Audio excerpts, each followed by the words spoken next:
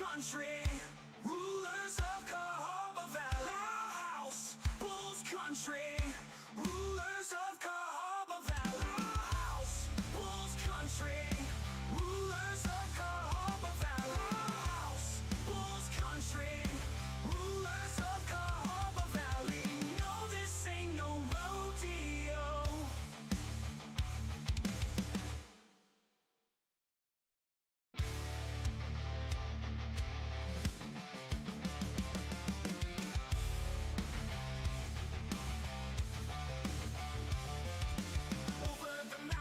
Voting on the right, lineup is set and the roster's tight. Blades laced up and the twigs feeling right, going Bulls deep in the ring tonight. Our house, Bulls country, rulers of Cahaba Valley. Our house, Bulls country, rulers of Cahaba Valley. No, this ain't no rodeo. Load up the bullpen, fire up the crowd, turning Bulls loose, make the family proud. About to drop the puck, gonna go bar down. Boys crash the crease and tear up this town. House, Bulls country, rulers of the house. Bulls country, rulers of the Cahaba Valley. No, this ain't no rodeo. Tempest flare gloves hit the ice, kick his ass not once but twice. Down south losing is a sin. Bulls light the lamp and the good gods win. Steel on ice and hearts on fire. Every goal takes us higher and higher. In the valley under the stars. Birmingham finds themselves in a position of needing a win in a very bad way tonight. The Bulls have dropped their last two games. First to Huntsville, in Huntsville, and on the road last week to Pensacola. Birmingham in 5th place heading into tonight's game is only 2 points ahead of 6th place Roanoke. The problem is the 4 teams ahead of Birmingham. They're putting wins on the board like crazy. Combine those 4 teams, Huntsville, Peoria, Fayetteville, and Knoxville, are 12-0-1 over the last 2 weekends. We must put an end to this 2-game skid that we're on, our mini losing streak, whatever you want to call it, or we're going to wind up chasing these teams all year long. It all begins tonight with a pair of home games. First, the Pensacola Ice Flyers in town. Then tomorrow night, our old nemesis from last year's playoffs, the Evansville Thunderbolts. Jody Chernesky here along with Greg Dreveny to bring you the action from the Pelton Civic Complex. Greg, you talked about this a couple of weeks ago. You said a loss here, there in November isn't the end of the season, but you noticed something about those losses and how they were coming about. You did say it is a cause for concern. Now we've already endured one 3-game losing streak earlier in the year, and we're on a 2-gamer as well tonight. Your words of warning are coming true. We need this win tonight in a bad way. What do we need to do? Well, Jody, it's one of those things where as you look at the standings and the way that they fall, the Bulls are sitting in 5th place, but we talked about the parity in the league this year and about how tough and how tight it's going to be all the way from 1 to 8. Yeah. And that's exactly what we're seeing right now, where the Bulls are sitting at a respectable .654 win percentage, and they're 7-3, 2-1 on the season, so they've only technically lost 3 games. But that's what I'm talking about, where you're in 5th place in a league, and a lot of leagues you play in, if you're above 500, you're in the top couple of teams. And the Bulls sitting at 654 at 5th place. You look at the top seed of Huntsville, where they're sitting at a win percentage of 766. Yep. And then going on down the road, it's everything is in those high 7s, and then even 3rd place is in the high 6s. And one of those things where the Bulls are sitting, they've only played 13 games so far. Some of the teams above them, like Knoxville, has played 16. You've got Fayetteville at 14, Peoria at 13, and Huntsville's at 14. So, in looking at that stuff, you break it down. And so basically the Bulls are what I call 2.5 games back. because they're 5 points out of first place. Each game they win is worth 2 points. And in this scenario, this is a must-win game for the Bulls to go to 14 games played and then only be 3 points behind first place Huntsville. Well, you mentioned Birmingham only has 3 losses. While that's true, those are 3 regulation losses. Right. If you throw in our putrid record, and let's just call it what it is, in extra time, Greg, we've won we've lost 8 of the last 11 games that's gone into extra time beyond that third period. We have 3 regulation losses, but we also have 3 in extra time this year. So we're not that far above 500. I have this thing about rewarding for a loss. And hockey is one of the strangest sports as far as the standings go. You actually get a point if you're still playing beyond that 60 minutes. I don't like that. I wish it was you win, you get 2 points. You don't get 2 points. But that's not the way it is. We've picked up 3 extra points based on going into extra time, but we've lost those 3 games. What is wrong when we go into extra time when we're losing 8 of 11? Well, I think it's just one of those things where as the Bulls come out, it's not a 5-on-5 game in overtime. It changes to 3-on-3.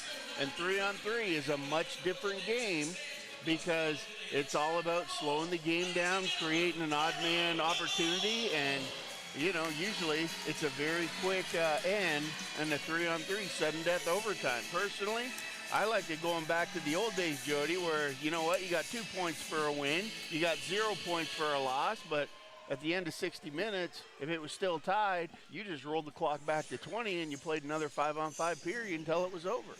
Well, I wish it was a different way as well. I don't like the shootouts for deciding games. I don't like any of it, to be honest, but there's nothing we can do. It's done for the fans. Let's be honest about it. Fans back in the day did not like to see a game end in a tie where each team split and got 1 point each. I like that now that I'm a little older and understand that this is not an easy game to play. I just don't like rewarding teams for going to that point where, we made it to extra time, we're okay now. But either way, this game is not a must-win, but it certainly feels like that coming into tonight. We'll take a short break, and when we come back, we'll have the playing of our national anthem. Jody Chernesky here along with Greg Dreveny. Birmingham Bulls hockey tonight. The Pensacola Ice Flyers come to town. Stay with us, everyone.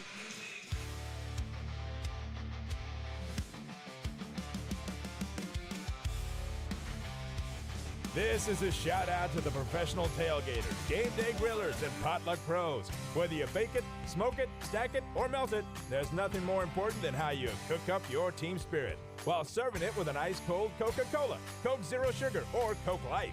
We may not all agree on the best game day foods, but when you serve your meals with a Coke, you know you've got yourself a winner. Enjoy an ice-cold Coca-Cola at the Birmingham Bulls game. Coca-Cola, taste the feeling.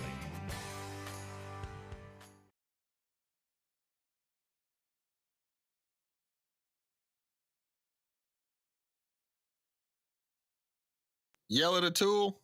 Nobody bats an eye. But talk nicely to your tools, and everyone thinks you're strange.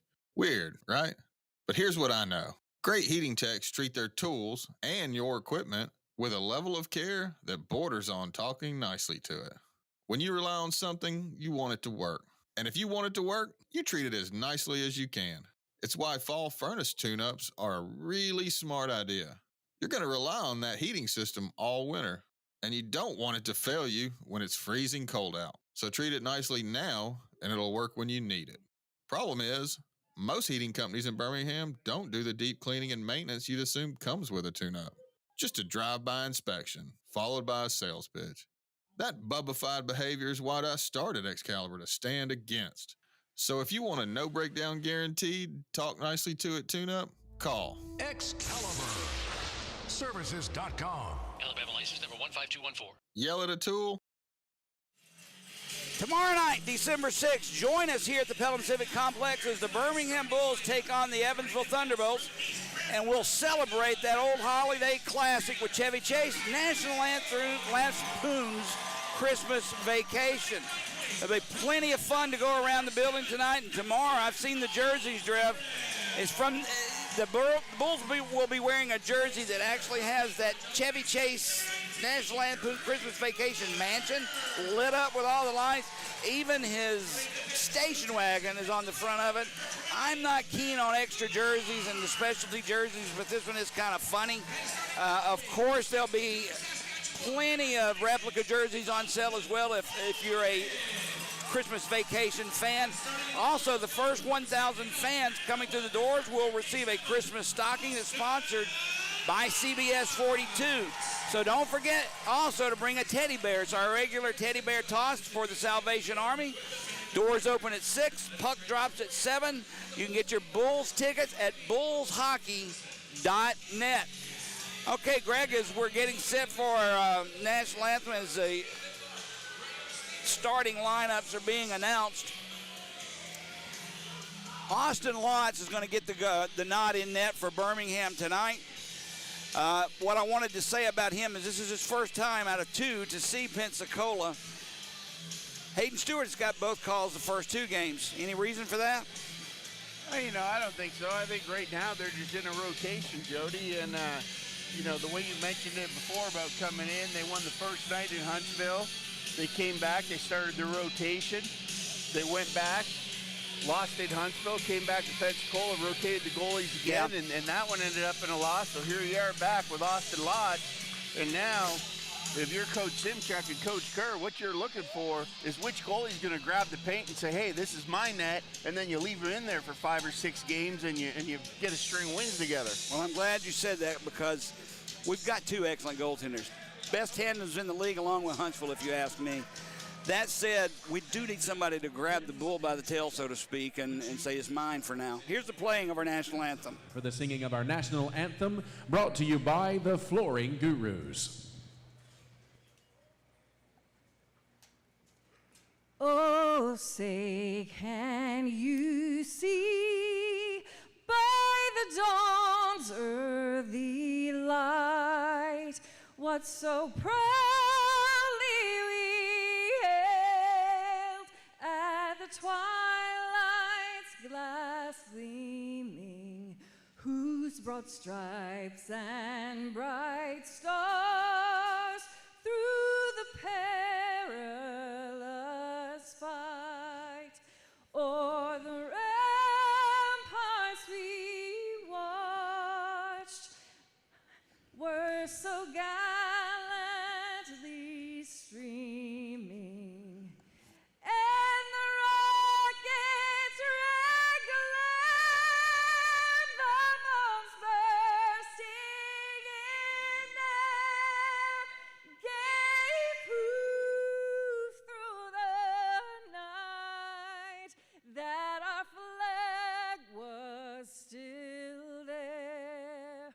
Oh, say does that star-spangled banner yet wave o'er the land of the free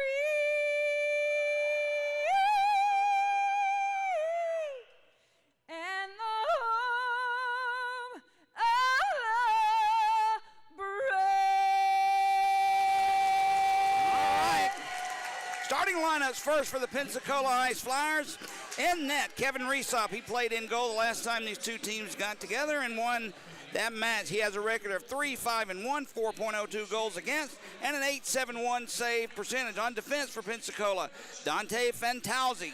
He'll be teamed up with Jake Hamilton up front, Ivan Bondarenko with Shane Bull, and Tyler Ho for the Birmingham Bulls. Austin Lotz, as we mentioned, in net tonight, a record of 3-2-0, a goals against of 2.86, and a save percentage of .921. Defensively, we'll start the game with Matt Clark.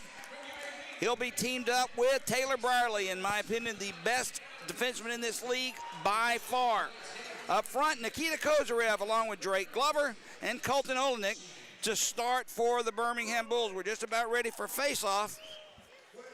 I expect Birmingham, Greg, to come out here and really try and take this game in control the first 20 minutes. I think they're going to try and put it away as quickly as they can. I do expect for Birmingham to be all over the ice tonight, peppering Reesop with shot after shot. I couldn't agree with you more, Jody. It's one of those scenarios where you know that Birmingham going in playing the 10th place team. It was a 3rd and 3 nights to, give them a little bit of credit, but to lose that game against Pensacola is definitely left a bad taste in the Bulls' mouth. All right, off the draw, sent in right on Austin Lotz, who had a bouncing puck, let it go to the side, picked up by Bondarenko. Bondarenko along the near boards, drops it down for Ho, put it behind the net. There's a centering pass, gets by all the Ice Flyers, and back comes Birmingham's Olnick the other way. Olnick takes a shot, skate save made by Resop in the corner. Loose puck picked up by the Bulls.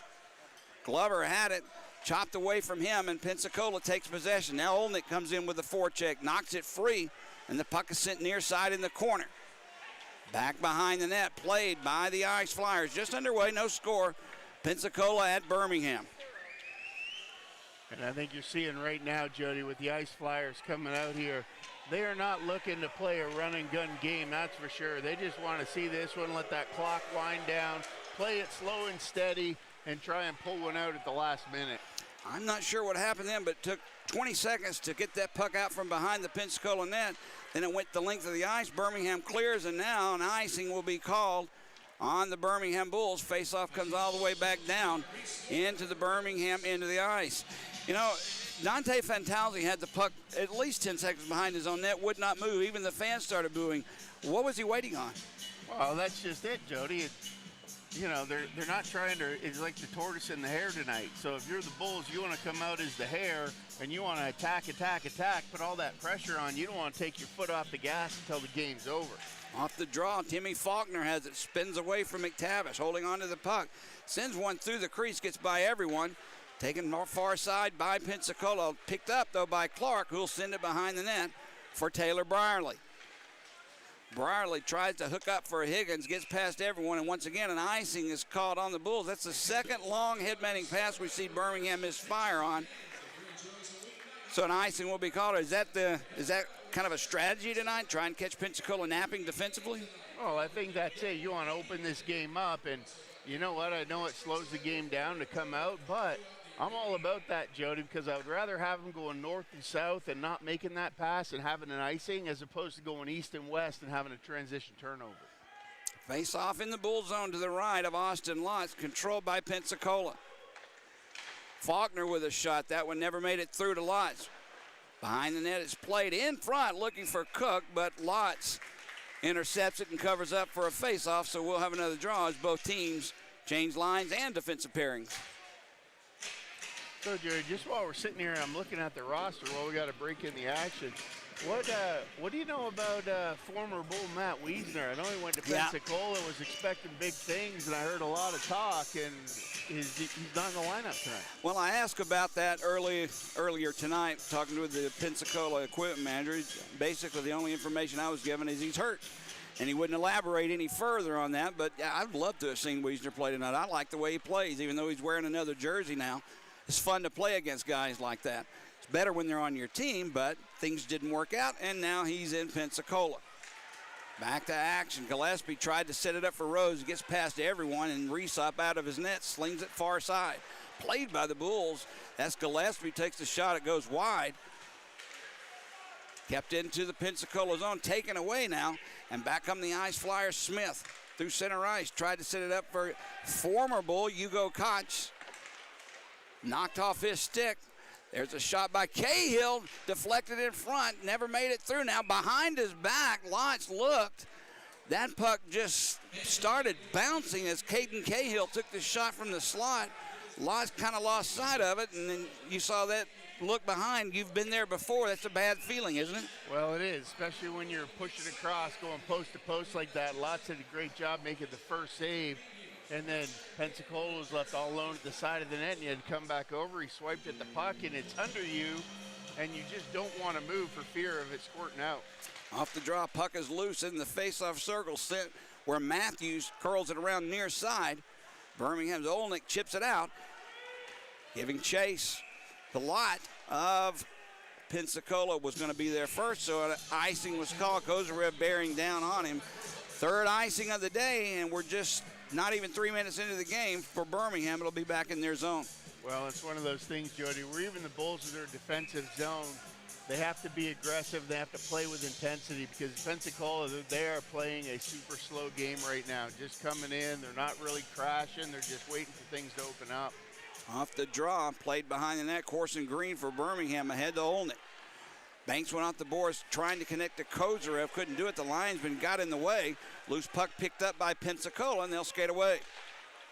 There's a shot taken by Shane Bull. That's a nice name, a nice hockey name. It's a football name if you ask me, but a nice shot there. Lotz saw it the whole way, gloved it, and he'll hold on once again for a draw.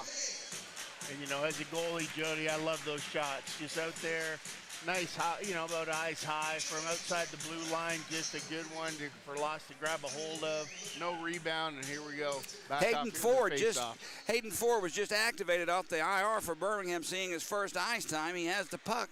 He'll chip it behind the net. He's teamed up with Taylor Brierley. Brierley gets it ahead at center ice off the stick of McTavish, and the puck comes behind the net in the Pensacola zone. Around the far boards, played. Faulkner had a shot at it. He lost it. Loose now along near side. Tosto is there for Pensacola. Chips it for Cook. Higgins gets in that way. Puck still loose. Picked up by Higgins. A bad angle shot from right at the goal line on the boards. And a quick glove by Resop stops it. I'm not sure it would have went in, but still a nice save there by Kevin Resop. Well, that's a great shot from the outside there by Higgins. And you know what? I'm okay with that shot from there, Jody, because it's a shoot-first mentality, and that's exactly what the Bulls have to have tonight. They get the puck below the top of the circles, put the puck on net, and then send bodies to the slot and try and bang home a rebound. I'll tell you a funny story next break about Nikita Kozarev. I talked to him before the game. I need to start taking tape recorders with me, and we will, but just an interesting conversation I had with him about what you just said. Pensacola brings the puck back in the Bull zone. Tried to connect for Greg Smith. It's tipped away by Hayden Ford. Now it's loose along the far boards, played behind the net. Down low is picked up by the Ice Flyers' Greg Smith. Ford ties him up. Loose puck now behind the Bulls' net, played by Pensacola. Still loose along the near boards. McTavish has it, chips it behind the net for Ford, who will gather it far corner, and he'll just lift it. Can't get it out. It's stopped along the boards there by Higgins. No whistle is blown. Greg, did that one make it out, or were they holding it up? No, that puck came around. It careened around the top of the boards, Jody, and there's a little bit of a ledge that sits on the top of the boards to the glass that's inlaid. Okay. And the puck sat right there on that ledge and got caught on Higgins' arm, and they just blew the puck dead. Face-off will come up to the right of Austin Lotz. Phil Ledzianko for the Bulls on the draw. Still missing his brother Kip, who's been out of the lineup after getting hurt in Huntsville. And there's a centering pass in front for Bondarenko. His shot goes wide. Rose had him tied up. Now a shot taken, sticked aside easily by Lotz, and the loose puck down behind the net, played by the Bulls' Ryan Romeo's. Taken away from him, though, by Shane Bull. Bull with the puck. Still on a stick. Romeo ties him up. Now it's picked up. 2-on-1 Birmingham if we hurry. There's Rose. Cross-ice pass behind Gillespie, and Pensacola will pick it up. That's Ivan Bondarenko. 15:20 to go, first period. No score. Pensacola here in Birmingham. Now Glover takes it away from Bull. Jake Hamilton will pick it up for Pensacola. Gillespie on him. Loose along the far side. Olnick steps in, trying to get it behind the net for Gillespie. Does. His centering pass knocked away, and it's taken by Henderson of Pensacola, and he'll chip it away. Bondarenko, who has Tosto with him. Bondarenko, shot save, rebound, gets past Pensacola, and that one, luckily, Drav, it bounced over his stick, or he would have had a clean rebound shot. Well, that was a scenario, Jody, where you see how fast the transition game picks up for Pensacola. The Bulls are doing a really good job on the forecheck there, pressuring. Pensacola had a couple of good opportunities down low to maintain control of the puck. Pensacola chips it out. The rainbow clear over the top of the blue line, and Green stepping in. And Jody, when you're a D-man and you're holding that close side on the wall, yep, you have to come up with either the puck or the body, and reaching up and, doing the outfielder out at the wall trying to save the home run. You don't come down with the puck, that's what happens. A 2-on-1 break the other way. Austin Lotz made a good save, and the rebound, he kicked it out hard to the wall, and that's very fortunate for the Bulls. Well, you mentioned taking shots. Birmingham needed to do more of that. We always tend to want to make that one last nifty pass. Well, I talked to Nikita Kozarev before the game. He's on his bike, and I walked up to him and said, Nikita, do you remember what I said to you last year? And he looked at me and said, yeah, you told me to shoot the, and then he stopped himself, shoot the you-know-what puck. I said, I really want to tell you that again, but it looks like you already know. He laughed at me, so I want to see if he actually does what we talked about. Kozarev needs to take more shots. He's got a wicked shot, and he has the puck now. He'll skate away through center ice. He gets past Olnick, coming back in right in front of Resop, who steers it aside far boards. Skating away now, Pensacola through center ice. Cook had it, lost it, picks it up again. Cam Cook goes down on the play. Both Bulls and Cook go down. Picked up now by Timmy Faulkner at center ice, and he'll hammer one right back in. Matt Clark for Birmingham sends it near side for Brierly. Cook on him. Brierly chips it for Clark, and Birmingham will clear through center ice. McTavish has the puck, brings it into the Pensacola zone. Faulkner on him. McTavish looks a centering pass. Got through to Higgins. Now a backhand gets to everyone. Back into center ice. Birmingham will have to retreat. Hayden Ford with the puck. Just off the IR. Higgins sends one in to the Pensacola zone. Faulkner is there. Now it's chipped out right in front into the crease. Nobody there but Pensacola Ice Flyers, and Smith will bring it into the Bull zone. Now he's hammered there by Jamie Dorsey. A whistle blew. Offside will be called on Pensacola, but I like seeing that. Dorsey was not about to give up that wide side, as sometimes the defenseman will allow you to go around him. Dorsey hammered him even though it was an offside. Well, for Pensacola, you see what they're trying to do there, Jody, where Sosinski, newly acquired from Macon, I believe, coming up there, picks up the puck in the slot. He's the defensive, but he jumps in as the fourth forward there on the rush. Off the draw, Pensacola takes it far side. Koch loses it, and Jamie Dorsey will put it right back into the Pensacola zone. Gillespie goes after it. His shot behind the net, played by Rose. Rose chipped it to the defensive, or at the blue line, but no one was there. Lodge well out of his net, plays it, gives it to Phil Ledzianko. Romeo takes it from him, drop back to Ledzianko, gets away from Shane Bull. He'll bring it all the way coast to coast, drops it back. Gillespie a shot, blocked in front by the defense of Pensacola, and they'll just turn it the other way. Now a long shot lifted in off the glass, played behind the net. That's Matthews along with Bull. Loose puck corner, both players go down. Kozarev couldn't get it out, kept alive by Pensacola. Bondarenko plays it behind the net to Bull.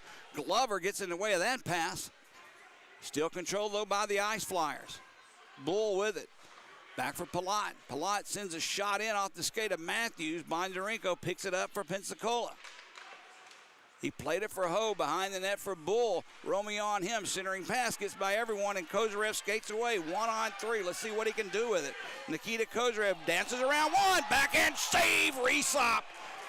On a nifty move there by Nikita Kozarev. Got around the defenseman, faked the forehand shot, backhanded one. Resop saved it, but that's a nice play by Nikita Kozarev. Great run there by Kozarev. Jody came in through the neutral zone with speed. Like you said, 1-on-3, 1-on-4, didn't matter, did the right thing, drove wide, isolated that D, 1-on-1, came in, put the puck through his feet with a great move, picked it up on the other side, and had Resop. Resop just made a great save there. I've been waiting for that one opportunity for the Bulls to really test him, and that was a good one. Sinclair wins the draw. Brierly has it.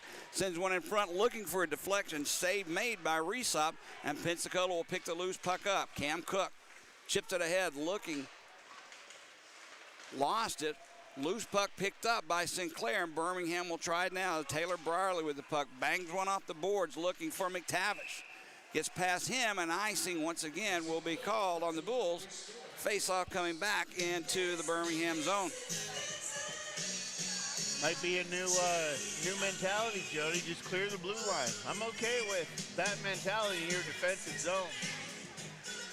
Thanks for joining us, everyone. Jody Cherniski here along with Greg Dreveny at the Pelham Civic Complex. If you're listening at home, we'll talk about tomorrow night's game, a special night here at the Pelham Civic Complex coming up tomorrow night. as the Evansville Thunderbolts come to town. This is the team that knocked Birmingham out of the playoffs last year, and it's something I'll never forget. But there are some other things going on. We'll talk about it the next break. Taylor Brierly backhands one far side for Corson Green. Green banks one off the boards into center ice, but is picked up there by Pensacola, and Koch puts it right back in the Bull zone. Banks one off the boards. Pensacola has it, but they'll have to retreat out of the zone, and Jake Hamilton has it there for the Ice Flyers. Ahead for Koch. Far side picked up and sent in by Fantalzi. Now Jamie Dorsey for Birmingham has it.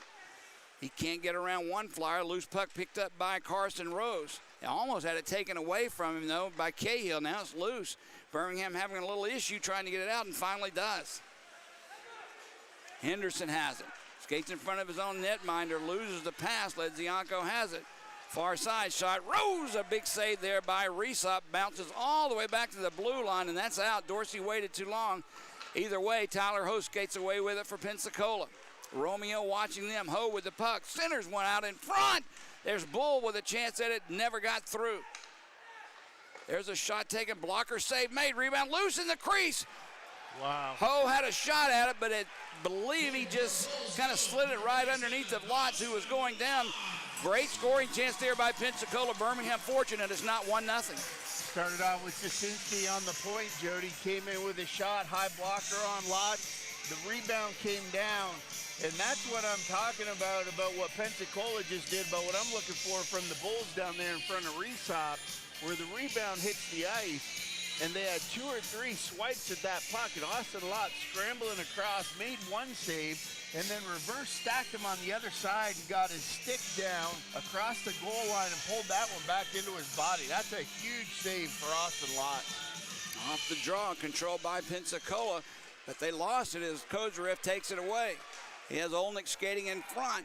He sends one in, but this one, I believe, got out of play as it was deflected by Pensacola. You know, Greg, Pensacola's made some changes as of late. They didn't start the year off quite the way they wanted to, and over the last couple of weeks, really a week and a half since, I don't know, November 26th, 1, 2, 3, 4, 5, 6 new players on this team. And obviously they didn't start the year off the way they wanted to. They've only had 3 regulation wins, and that's just not good, or not good enough if you want to make the playoffs in this league. Absolutely. That's one thing that as you look at things, Jody, all it takes is a few games. And, you know, we talked about that with the Bulls tonight. We'll talk about it at the next stoppage here. Off the draw, Pensacola has it. Skating away is Cam Cook, played last year in Fayetteville. Good hockey player, tips it. Birmingham does clear the zone as Olnick gets it out, but right back into Cook. Cook drops it back on defense for Susinski, who's just been signed off the waiver wire from Macon for Pensacola. Now McTavish tips it ahead to center ice, controlled there by Fantalzi. He'll send it far side, and here come the Ice Flyers. Timmy Faulkner with a shot from outside the Bulls' blue line, gloved by Lotz, and he holds on. But yeah, back to that, Jody. If you're a team and you come out and you don't get the start that you want to, there's only one thing that a coach is going to do, and that's change up your personnel. And, you know, as we were talking about in the pregame and stuff like that, we talk about, listen, you've got your usual suspects on the Bulls that they're going to get their goal, you know, Sure. a couple points every night and stuff like that. But it's time to start looking at that bottom half of the lineup and who's on your second and third line and say, all right, guys, this is your opportunity. You got a couple key guys out of the lineup. You know, Benson went home. And so that's another spot, Yeah. and it's like, okay, either these guys have got to get it going, or you're going to see new faces here in the Bulls and for guys who want to get it done.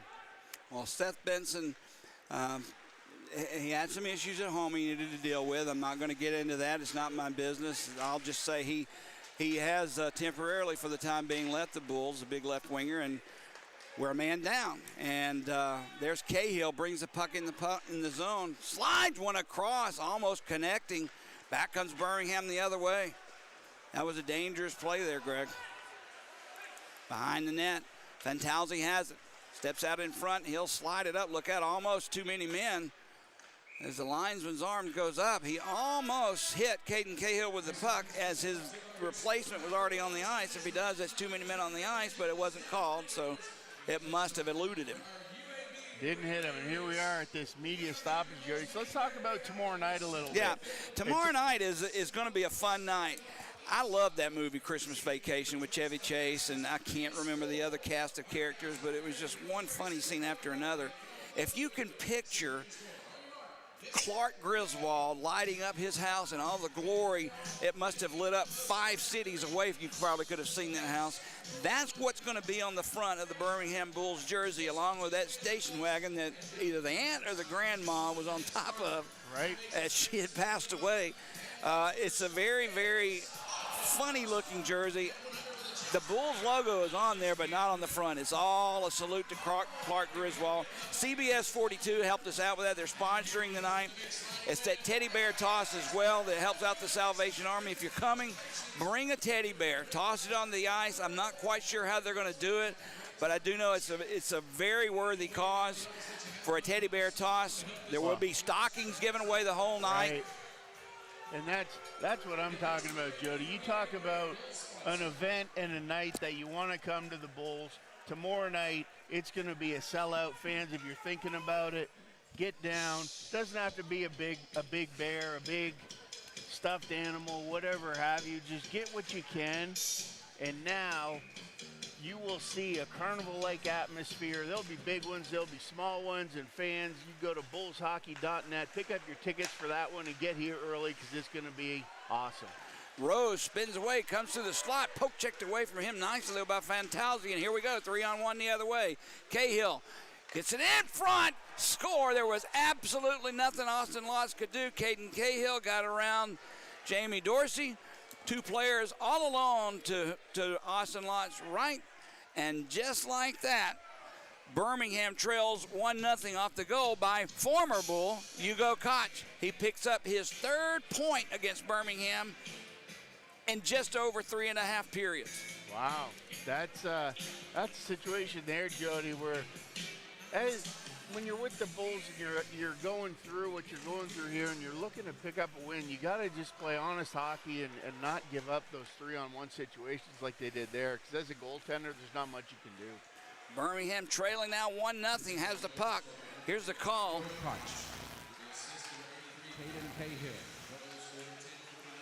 Caden Cahill on the assist. That's Hugo Koch's first goal of the season as Kevin Reesop made the save. Face-off in the Pensacola zone as the Bulls trail 1-0. Birmingham, numbers tend to lie at sometimes, but Birmingham, when they score when Pensacola scores first, they have a record of 3-2-0. Birmingham scores first, we're undefeated, but of course Pensacola got that first one. We'll see if that number rings true. Ice Flyers take the puck far side. Bondarenko ahead, kicked by Tyler Ho into the Bull zone. Back to get it is Green. Around far side for Hayden Ford. He can't get it out. Tied up along the far boards. Jordan Henderson there along with Drake Glover and Hayden Ford still being poked for. Comes free. That's Shane Bull for Tyler Ho, who has the pucks. And there's one for Bull. A shot save made by Lotz as that rising shot tapped his shoulder and Birmingham clears the zone. That's the 3rd point-blank shot that Pensacola has had. Look out far side. Bondarenko thought about it, put the brakes on. Gives it for Bull. There's a shot blocked nicely by McTavish, and Birmingham clears the zone. Higgins can't get away from Timmy Faulkner. Picked up by Bondarenko. He clears. McTavish puts it right back in, but Birmingham will have to clear. Played behind their own net. Ice Flyers waiting for an outlet. Look out, almost taken away by Sinclair, but Pensacola's Cook hasn't. He'll chip it ahead to center ice. Cross ice pass. Played by the Ice Flyers back into the Bull zone. Matt Clark first one there, but he can't get it out.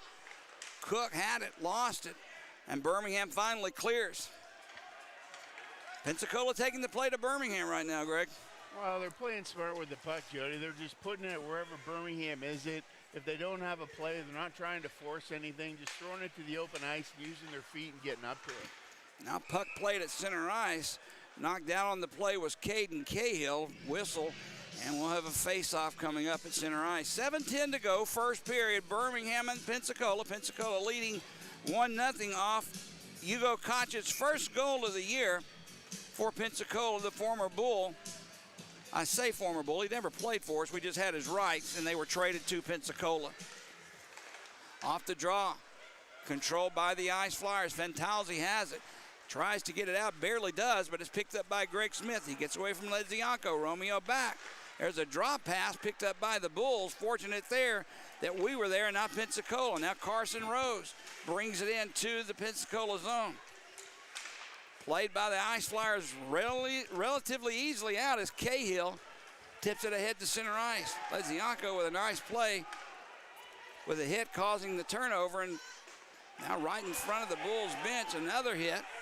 Loose puck underneath. Played by Birmingham, Corson Green. He lost it. He put himself offside, so he'll have to get out of the zone, and Jordan Henderson sends it near side. Tipped into the Bull zone near corner. Matthews picks it up for Birmingham. Look out, dangerous pass right through the slot. That's why I hate it so much. Fortunately, Birmingham was able to keep it out and the shot from taking place, but still now the puck is in the Birmingham Bull zone deep. Vondarenko has it for Pensacola. Drops it for Tyler Ho behind the net for Bull. Gets past him and Matthews both. Glover will drop it back for Green, who'll send it around far side, but not out. Jordan Henderson keeps it alive. Birmingham having all kinds of difficulty getting things together. Kozarev will pick up the loose puck, though. One man back. Kozarev with a shot. A nice save by Resop, who squeezes it between his right arm and body. Now Kozarev, after the play, takes a nice little shot. He's asking why nothing was done. Now Taylor Brierly gives a shot to Tyler Ho as he goes by. A lot of discussions being taken right here. There's Nikita Kozarev. Right. Along with, I believe that's Pensacola's, was it Henderson? No, but Palat.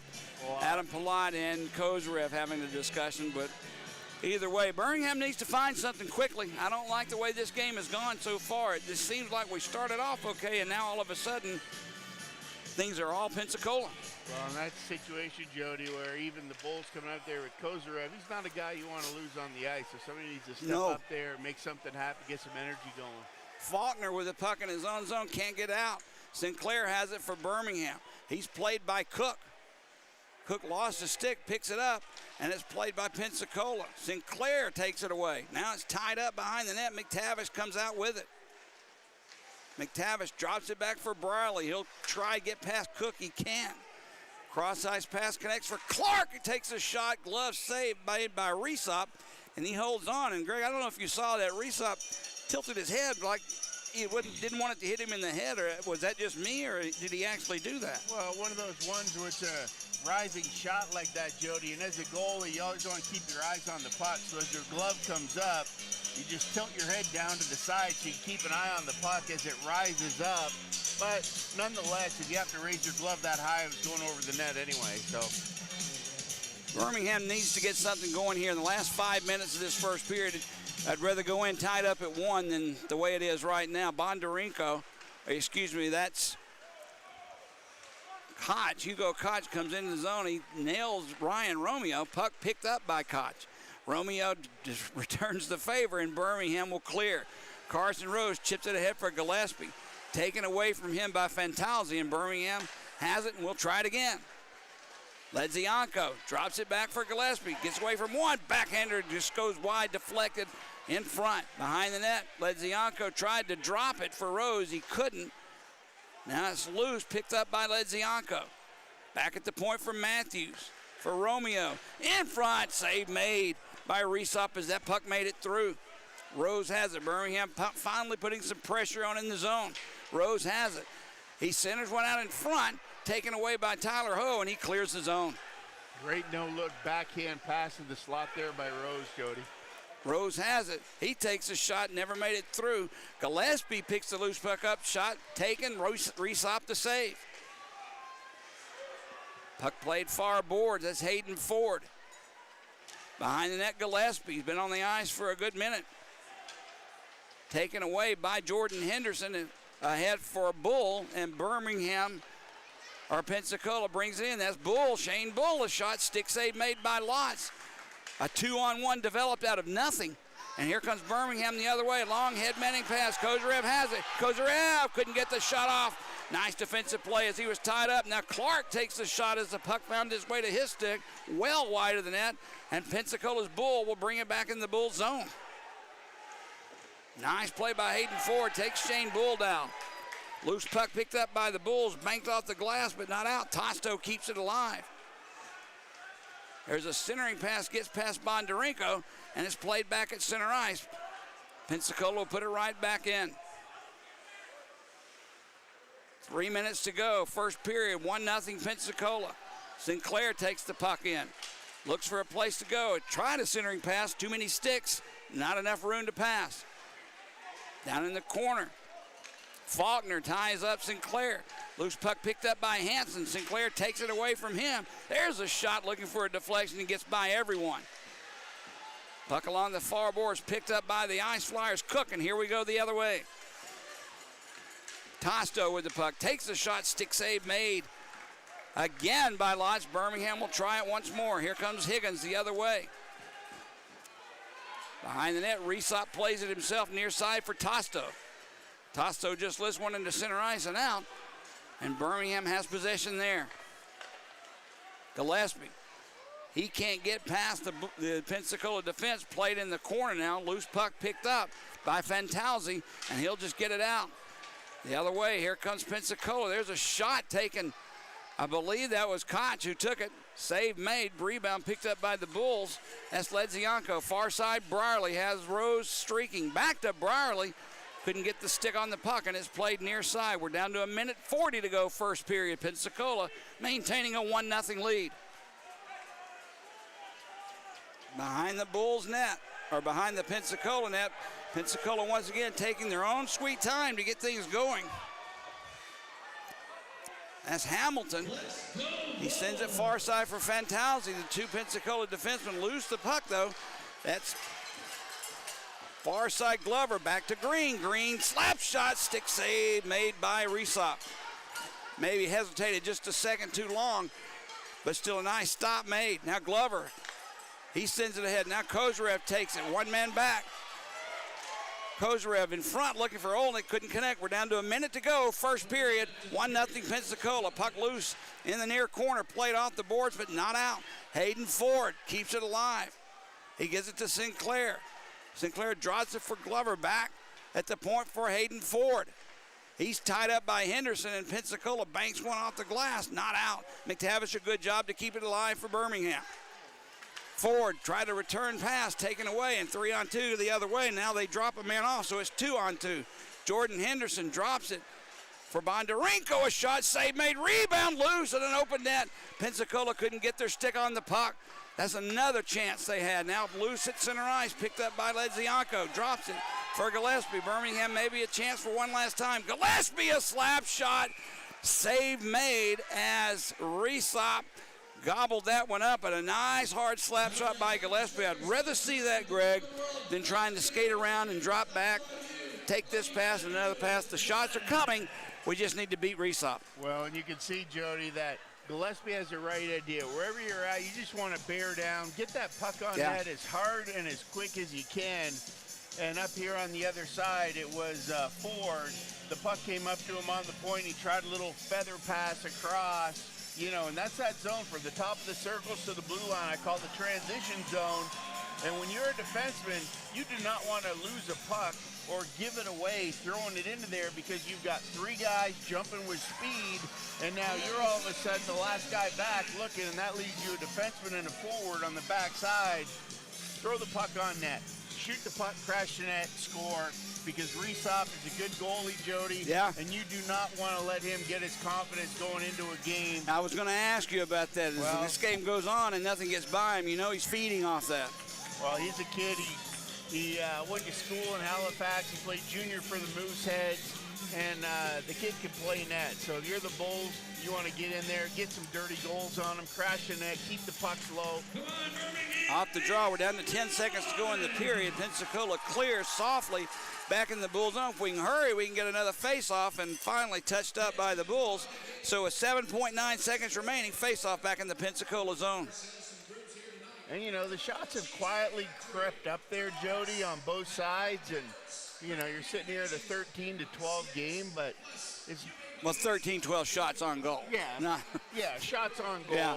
One another Pensacola. But what I'm saying is the shots have not been dictated by the pressure and that fast-paced game, if that makes sense. Off the draw, no one really controls, and this clock's going to run out. As now Clark takes a hit Seriously. from Faulkner after the buzzer and bell sounded, or the horn. I know why they gave the shot to Clark, because he did take the shot, but there was still time on the clock left when he took it. I think they took exception to that shot by Matt Clark, and Faulkner gave him a little shove on the way off. Well, Jody, Nothing will happen out of it. Has the game changed that much? Because if I'm Clark and Yeah. I throw that puck, I gotta be ready and know that if somebody comes my way, like, I'm getting my hands up in their face and I'm gonna turn that into something. You know what I mean? Yeah, I know exactly what you mean, but in answer to your question, I think the game has changed that much to the point where when you're, and you would know more about this than me, but it seems to me when you're playing kid hockey, bantam, whatever you want to call it, all the way up through junior A, junior B, I don't think a lot of time is spent on how to get your hands up after that shot knowing something's coming. Right. I don't think they're taking a lot of time to train people how to take hits even, or how to absorb a hit, or how to know that, okay, I'm going to get slammed against the glass here. How should I position my body? So in answer to your question, I do believe, yeah, the game has changed somewhat. Well, and they call it, if it's a boxing match, Jody, it's called a counterpunch. Yeah. Anytime, and even in men's league, anytime anybody gets a hand up or a stick up and it makes contact anywhere on my body, you know what? I've got a hand and it's making my way towards somebody's nose. Well, for once again, the numbers for what it matters, Birmingham, when they trail after one period of play, are winless. Pensacola, on the other hand, if they're leading at the end of one, they got a record of 3-1-1. So if you're a numbers guy or a numbers lady, doesn't look good for the Birmingham Bulls. But I don't know. There's something about the way this game has gone, at least through the first period. I don't know if it's just a smaller crowd than we normally are used to. It's not a small crowd. It's just smaller than what we're accustomed to. And it just doesn't seem to me like there's just a lot of excitement from that Bulls bench right now. Well, what I was expecting, Jody, after coming back and, you know, I'll call it getting embarrassed in Pensacola and losing to the 10th place team, to come back. If I'm a Birmingham Bull tonight, I'm coming out with a little bit of piss and vinegar and fire, and I want to come out here and show these guys that, hey, you might have caught us once, but that's never going to happen twice in a row, and I'm just not seeing it tonight. Yeah, and give Pensacola credit. They weren't unhappy with the way things are going on the early part of this season for them. They made changes. They made drastic ones. When you can make 6 different personnel moves in a matter of a week or 10 days, you're trying to do whatever it takes to get yourself back up. And here he is, Pensacola, once again leading Birmingham. And you talk about those guys, who do we keep mentioning? It's those guys that weren't in the lineup the first time. Right. You know, we're talking about Bull, we're talking about Koch, we're talking about those guys. They're making a difference. Making a play, turning nothing into something. And that is the difference right now. They get the puck and they find another gear moving their feet. And that's where, hopefully, what we're going to see out of the Bulls coming here in the second period, get the puck deep. Yeah. Well, right now, whatever we're doing needs to be tweaked a little bit. We're not, I mean, this is by no stretch of the imagination a bad period of hockey for Birmingham. We've just seen better. You know? All right, we'll take a short break. When we come back, we'll recap what we can and talk about a few games that coming up in the next few weeks. Jody Chernesky here along with Greg Dreveny. The score at the end of one period of play, Birmingham trailing Pensacola by a score of 1-0. You're listening and watching the Birmingham Bulls hockey.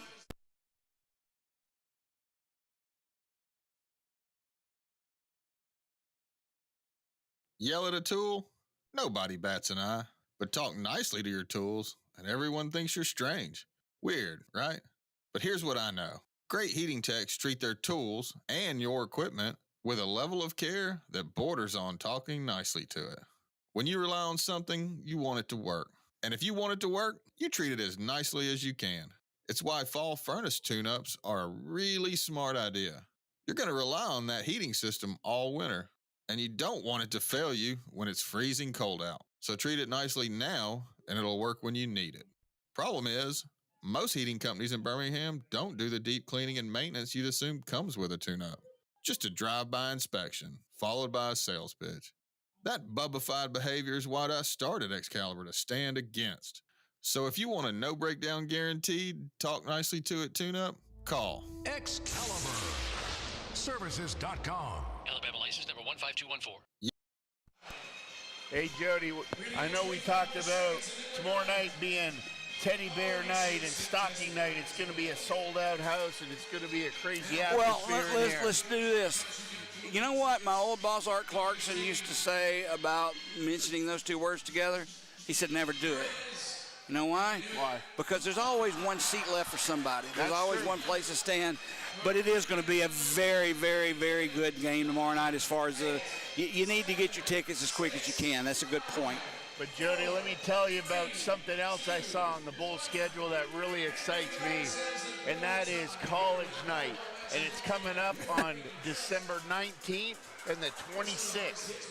And the reason why college night is such an interesting night, Jody, is because it's also Thirsty Thursday. So listen up.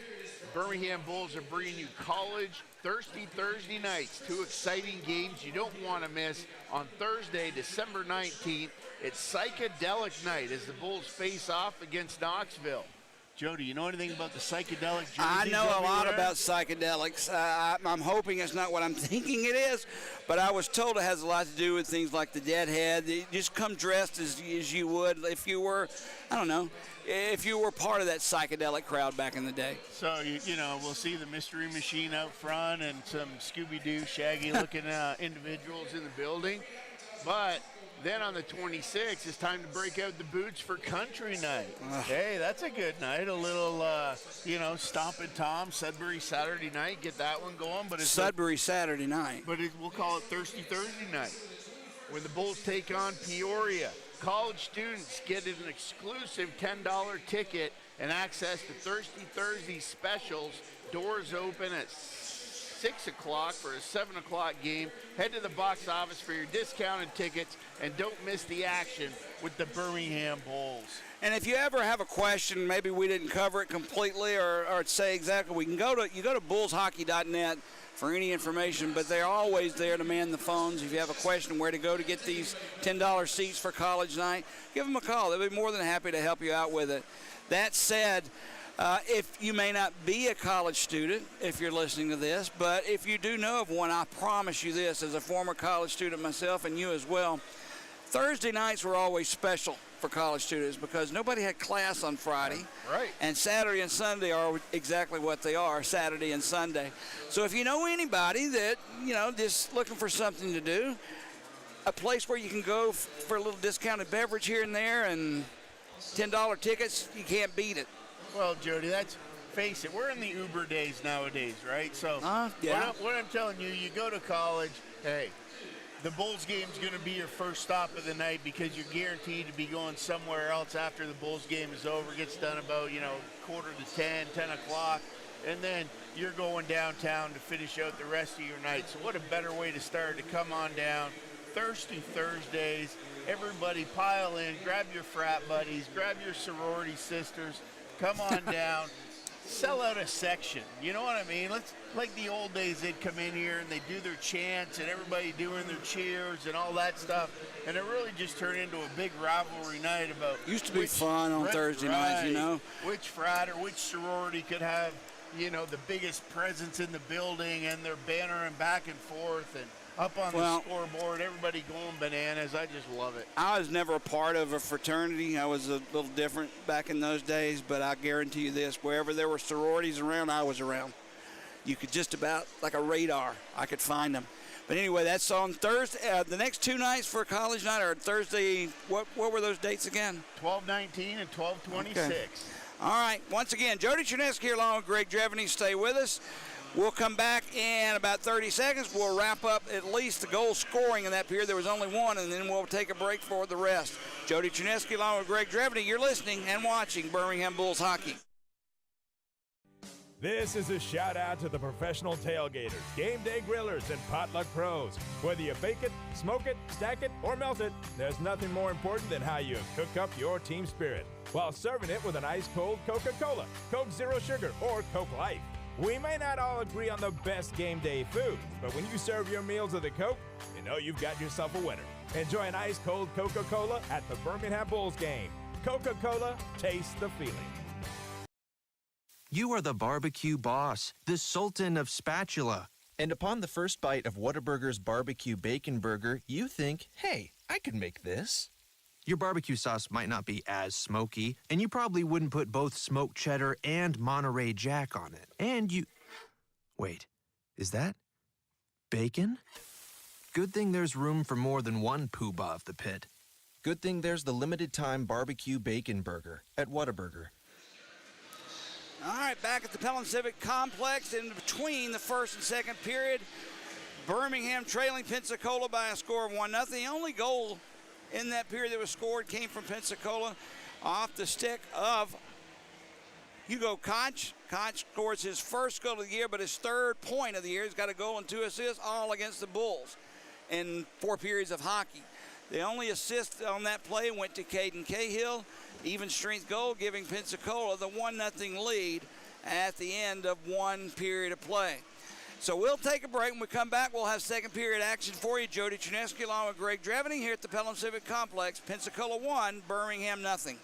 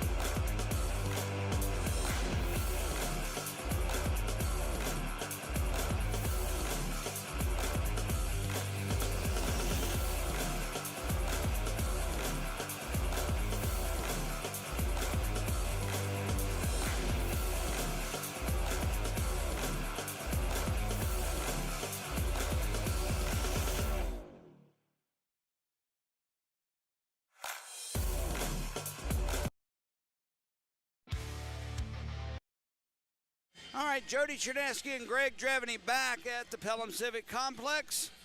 About 2.5 minutes to go before we start the second period of play. Scores are in the lead. There's only one other game tonight, and that involves intra-state rival Huntsville, the Havoc, taking on tomorrow night's opponent for Birmingham, the Evansville Thunderbolts. Huntsville's leading at the end of one by a score of 1-0. Greg, as we get set for this second period,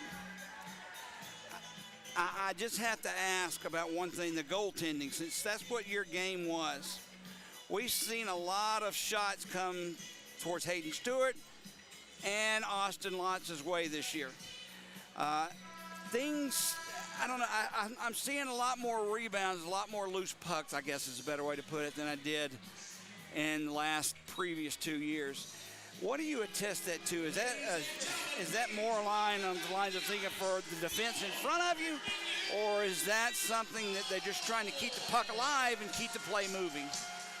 Yeah, I don't think you want to keep the puck alive and play moving, Jody. Honestly, I think it's just more of a thing where, you know, you got two good goalies and you're sitting there in a situation where you got Austin Locke, you got Hayden Stewart, and this is where kind of what we talked about a little bit in the first period about that competition. Yeah. And what you don't want to do is have a situation where you get two goalies who get comfortable. And that's what I'm talking about the rotating goalies, one's in, one's out. You know what? This is a time for Austin Lotz to step up tonight here, get a big win, and come right back with him tomorrow night and keep him in the paint. And you know what? Just like back in the 90s when I played, Jody, you played until you lost. Yeah. And when I first stepped in, Mississippi Seawolves was the first game, 3-2, we won in overtime. And I played the next 12 games in a row. Well, that's how you would expect it to be, and I hope that's what happens here. By the way, tonight, Michael Gillespie's parents are in town. I haven't had a chance to meet them yet. If someone's listening that is a member of the Gillespie family or can actually text them and let them know, I'd love to meet them. I love when all the players' families come to town. I want them all to come by and say hello to us. I've been told that his mom is really a great person to talk to, and she'd be a great interview is what I was also told by one of the players. Anybody that's in town that's connected with our Birmingham Bulls players, please come by the booth to see me and Greg. We'd love to talk to you. It's fun to connect to all these people that are watching and listening. And even if you're watching and listening at home, there's a message board here on YouTube on the audio portion of it. Send us a message. I'd love to know who's listening and who you're related to and what your connection to Birmingham hockey is. And for that matter, Pensacola as well. I'm sure without their announcer here, we've got a lot of Pensacola listeners. All right, back to action. Just underway, second period. Birmingham brings it into Pensacola zone. Off the stick, though, of Kozarev. Birmingham will have to reset. And icing is going to be called unless Kozarev catches up with it. He does. Icing waved off. Puck in that Pensacola zone, though, cleared easily by Shane Bull. He tries to get around Brierly. He can't. Cuts behind the net. A wraparound off the skate of Colton Olink, the former Pensacola Ice Flyer, and Birmingham clears. Pilat had it knocked away by Sinclair. No Bulls back to help out, so he just sends it around the near side where it's picked up by Pensacola. Sosinski lifts one through center ice back into Birmingham zone. Lots waving as icing is called. As Taylor Brierly comes back, face-off will be to the left of Kevin Resop.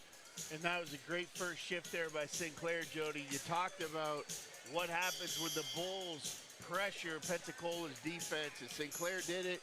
He intercepted a pass, created a giveaway, it went into the corner, he pushed it around. Pensacola out of sorts, and they were left no other option but to ice the puck. Bull and Sinclair on the draw. Sinclair hammering Bull with a two-hander there off the draw. We'll keep an eye on that. Birmingham's Dorsey sends it in. Now Sinclair absorbs a hit. Loose puck along the far boards played by Pensacola, and they'll just lift one out. Dorsey, we haven't called his name out a lot tonight, sends one near side for Higgins, and it tips off his stick right into the hands of one of the fans here at the Pelham Civic Complex. There you go with a free puck, Jody. 18:51 to go, just underway, second period. Birmingham trailing by a score of 1-0. We'll see if we can't break that string of consecutive losses. Birmingham has yet to win a game when we've trailed at the end of one or at the end of two. And right now, 1-0 in favor of Pensacola. Caden Cahill backhands one, looking to connect with Koch or Smith. Knocked away from him, and Koch sends it into the Bull zone. Matthews and Koch goes in. Now Matthews taken face first into the boards by Koch. Matthews not a guy you can play with. I know that. He gets up and he'll start looking for who that was. He's taking a number, I'm sure. Slowly skating back into the Pensacola zone. Smith picks it up for the Ice Flyers. Pass through center eye, or right through the slot, taken away. There's Gillespie with a shot. Save is made. That's what I'm talking about, Greg. Those passes right through the slot in front of your goaltenders will haunt you. There's a shot taken by Rose along the near boards. Save made by Resop, and he covers up. No matter if it's Birmingham or Pensacola, I hate to see passes in your own defensive zone right in front of your goaltender. Great heads-up play there by Rose, Jody. He had Gillespie all alone in the slot, faked a little shot, and gave a nice dish to Gillespie all alone in front. Made a nice move on Resop, looking to go 5-hole, and Resop came across with his stick down and took that one away. Face-off in the Ice Flyer zone. Drake Glover for Birmingham on the draw. Cam Cook for Pensacola wins. Now it's loose as Taylor Brierly sends it right back in. Going to get it is Timmy Faulkner. Glover on him. Played behind the Pensacola net near boards. Cam Cook trying to get away from Olnick. He'll drop it back for Susinski. Pass again right through the slot. This time he tried to connect with Hansen. He couldn't do it. Cam Cook picks the loose puck up for Pensacola. Sends it right back in. There's a shot by Tosto. That one steered aside by Austin Loss. Loose in the Bull zone. Cook will pick it up. He's played by Clark and Higgins on the play. Tied up in the near corner still. Tosto tries to dig it free. Still underneath the skate of Higgins. Now an elbow comes up from Cook on Clark as he got a little frustrated there with Clark tying him up. Birmingham clears his own. Higgins gets away from Faulkner, left wing side. There's a shot, save made by Resop, and the best scoring chance of the period for the Bulls. Romeo has it. Almost too many men on the ice for the Bulls. Now going down on the play was McTavish. There's a shot by Romeo. Stick save made by Resop. Knocked away by Tosto into center ice, and Birmingham will have to clear the zone. Ledzianko ahead for Gillespie. Gillespie takes a shot, save, rebound loose. Ledzianko couldn't get a stick on the puck, and it's played along the far boards. Pensacola will lift it out. A little bit more fire from the Bulls here, Jody. I like to see it. Behind the net, Faulkner had it. He was beaten to the puck, actually, by Birmingham. It's loose. Romeo pinching in, keeps it alive for the Bulls. Pass, though, taken away by Tyler Ho, and Faulkner gets it ahead for Bondarenko. Off his stick, Birmingham's Ledzianko loses it. Faulkner sends it right back in. Gloved by Lotz, drops it, leaves it for Jamie Dorsey. Now Romeo, back to Dorsey. Everyone changing lines. Dorsey tried to get it out. He barely does. Finally connecting with Glover. Just past Michael Gillespie. Going back to get it is Jake Henderson. Sent it far side for Fantalzi. Behind their own net, near side. Picked up by the Ice Flyers. Fantalzi has it. Banks one off the boards and out for Cahill.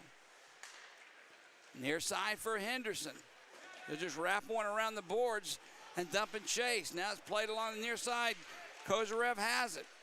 He'll drop it for Matthews. Matthews takes the shot, deflected by Henderson into the netting behind the net. So a face-off will come up with 15:21 remaining, second period. And I like that play by Matthews there, Jody. Jumping up into the play, becoming the third option for Kozarev. Kozarev did a good job pulling that puck out from the sidewall, skates through the neutral zone, little dump over to Matthews. He comes in on the D one-on-one, and that's where if you've got that shot, using that defenseman as a screen, sometimes you can catch the goalie off balance, handcuff him with a shot, and that's what the Bulls need right now. Just any opportunity they get to put it on net. You saw it with Gillespie earlier. just took a, he got pushed out of the play, out of the slot, and from the wall, he takes a little shot on Reesop, about knee-high, handcuffs Reesop, and left a big, fat, juicy rebound right in the slot. Off the draw, Bulls had a chance at it to control it, but it's going to bounce to the blue line, kept alive. There's Birmingham. Sinclair was all alone in front, and that shot goes high and wide. Now a loose puck picked up along the boards, fighting for control. Palat along with McTavish and Higgins. Puck comes free for Higgins. He's knocked off the play, and Hansen clears it. Tosto far side for Pensacola. Banks one off the boards in the near corner. Played by Brierly. He's hit by Hansen. Loose puck flies in the air. Brierly will pick it up and skate away. Puts the brakes on just inside the blue line. In front, McTavish. That save was made by Reesop, and Pensacola clears. Back to get it is Matt Clark. For Sinclair, he tried to hit Gillespie. Knocked away, though, by Pensacola, and they'll bring it into the Bull zone. Tyler Ho has it, breaks on. Bondarenko goes down trying to draw a penalty. He did his best, but I could even tell that was a nice Academy Award job played by Pensacola. Ho has it. Taken away from him by Carson Rose, and Tyler Ho with a nifty play just takes it right off the stick of Carson Rose. Shane Bull walks in, skate save, and a nice one by Lotz. That one had the near corner marked. Now far side, Susinski taken down, puck clears. Birmingham's Carson Rose has it.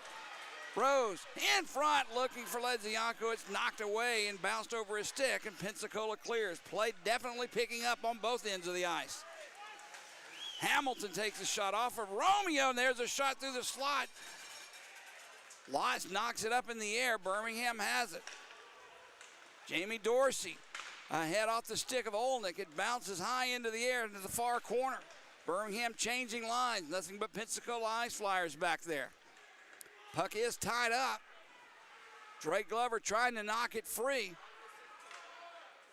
3 Ice Flyers back with 2 Bulls, and finally pokes the puck, at least poked away.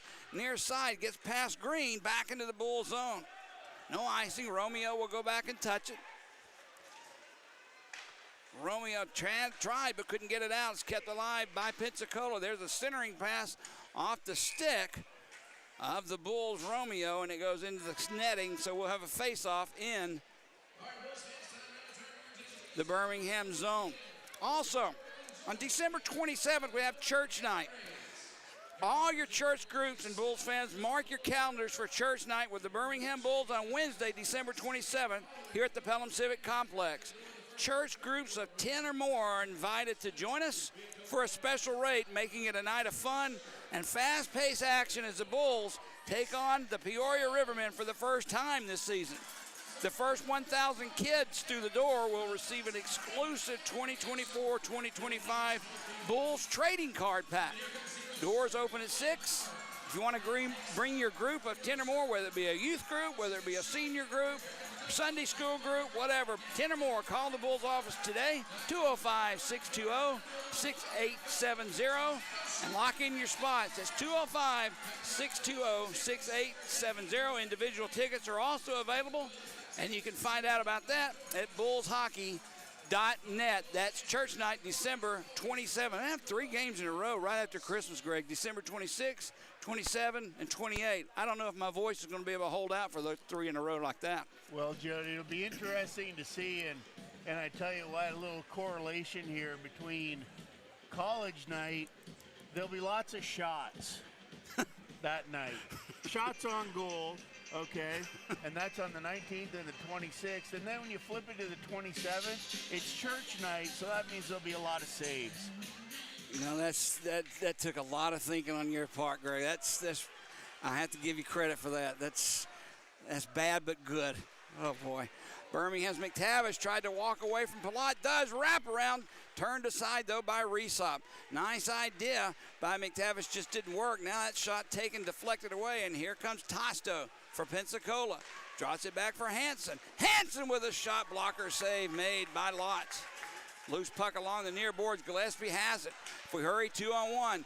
Back for Gillespie. Gillespie in front. Save made by Reesop, as Henderson was the only defenseman back for Pensacola. 2-on-1 could have developed. Gillespie having a discussion there with Jordan Henderson, but Gillespie had the right idea. But as you said early in the first period, the more shots that Resop sees, the more pucks that don't go behind him, the better he's going to become. Well, and you've got a little bit of a situation here, Jody. Resop, he's making all those saves that are one-on-one in the straight shots, and you have to create a little bit of misdirection in front of him. That's what Gillespie was trying to do, switch up his shooting lane there, but Resop gobbled that one up. Brierly will send it far side for Clark. His wrister never made it through. Knocked down in front by Faulkner, who has the puck. He'll send it far side, and Pensacola clears. Bull tried to get away from Clark, couldn't do it, and they're going to call a penalty on that. Come on, that was a nice play if you ask me. Wow. I mean, Pensacola banked one off the boards. Even Tyler Ho for Pensacola shaking his head. And basically, Matt Clark just stood his man up like you're supposed to, and a penalty was called.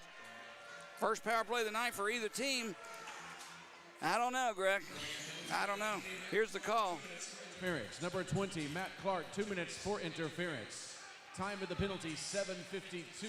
7:52, the time of the penalty. It's easy to make these calls or complain about them where we're sitting up here, but wow. First power play of the night for either team. Pensacola on the power play this year.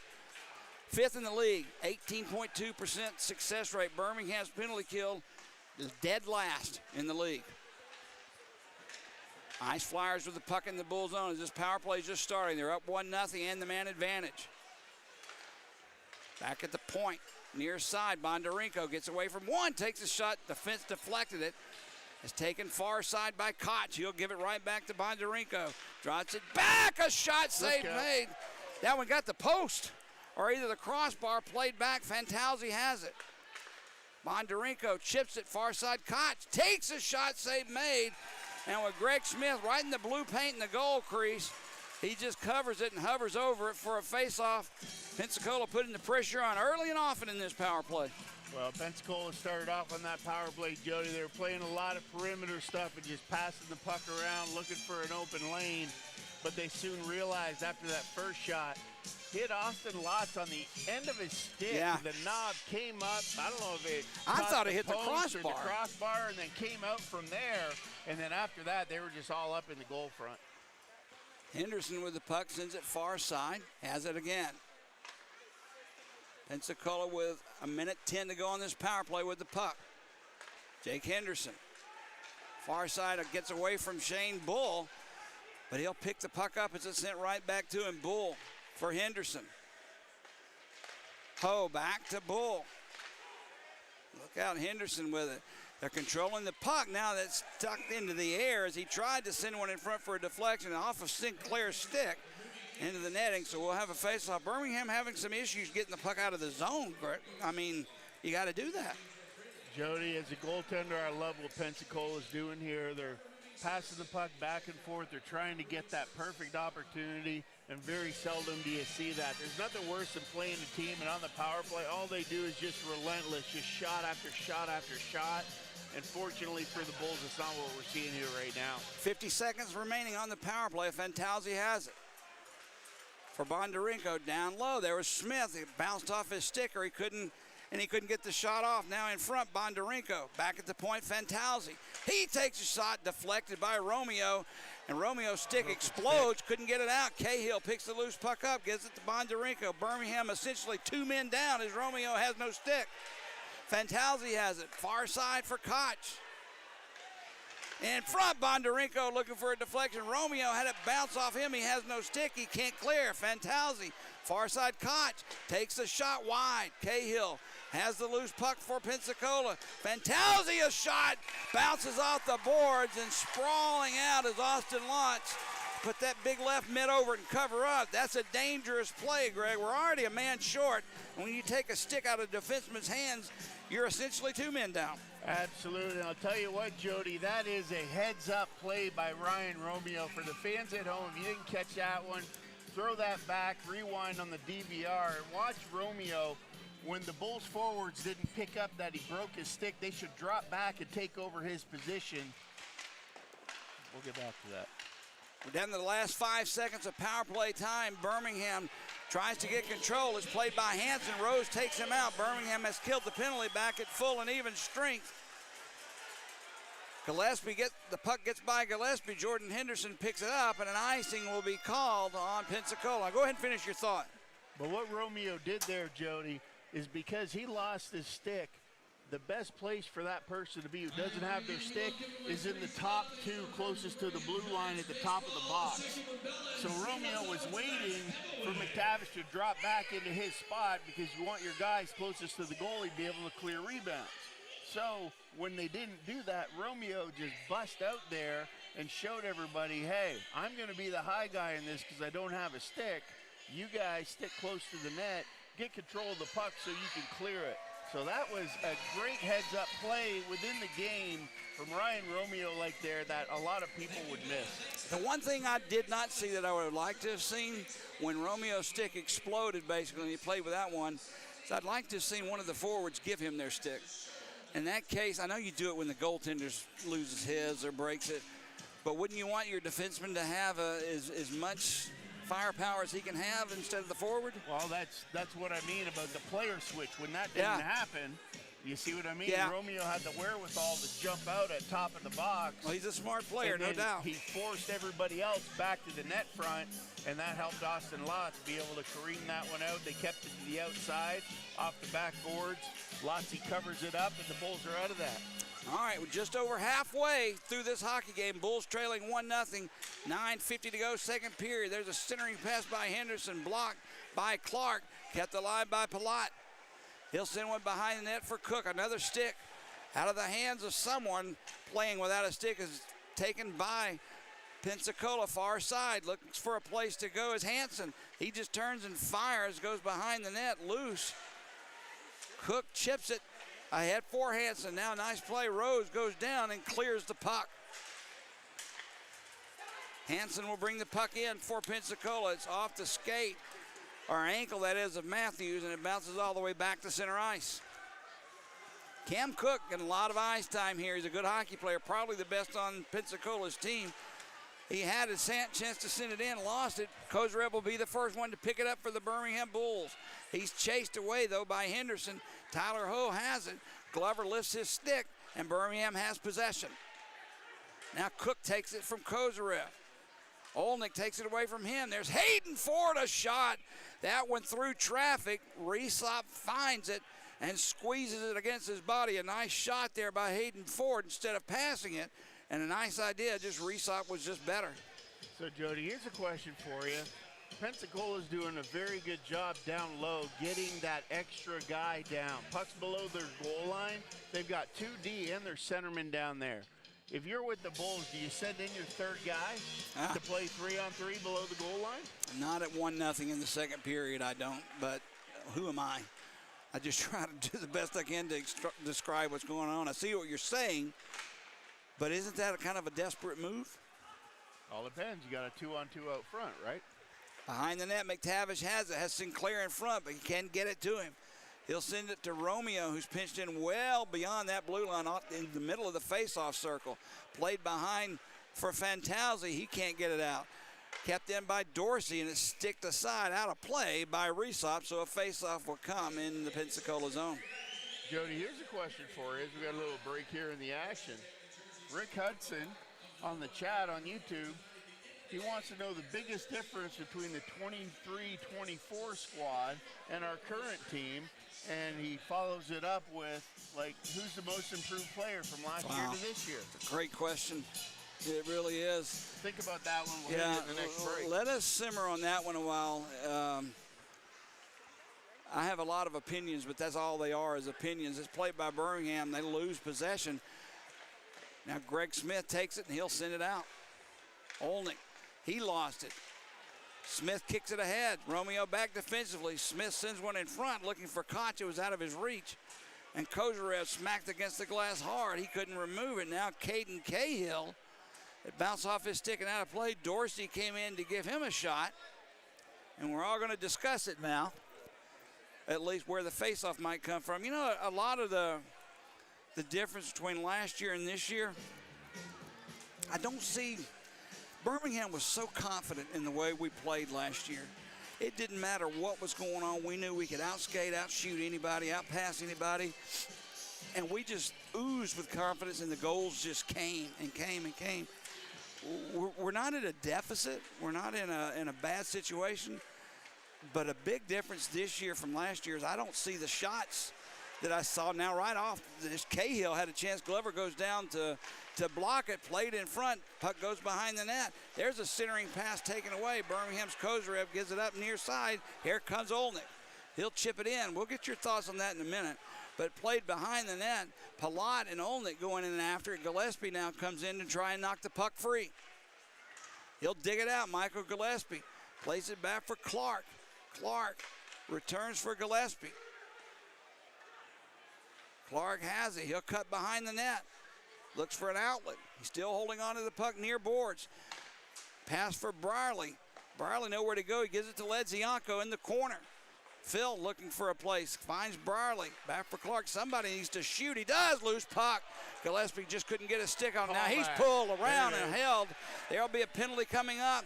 Delayed penalty on Pensacola. Birmingham has their netminder coming out for an extra attacker. But they'll give it up. Far side, Palat picks it up, and they'll have a penalty for Birmingham's first of the night, or first power play of the night, first penalty of the night for Pensacola.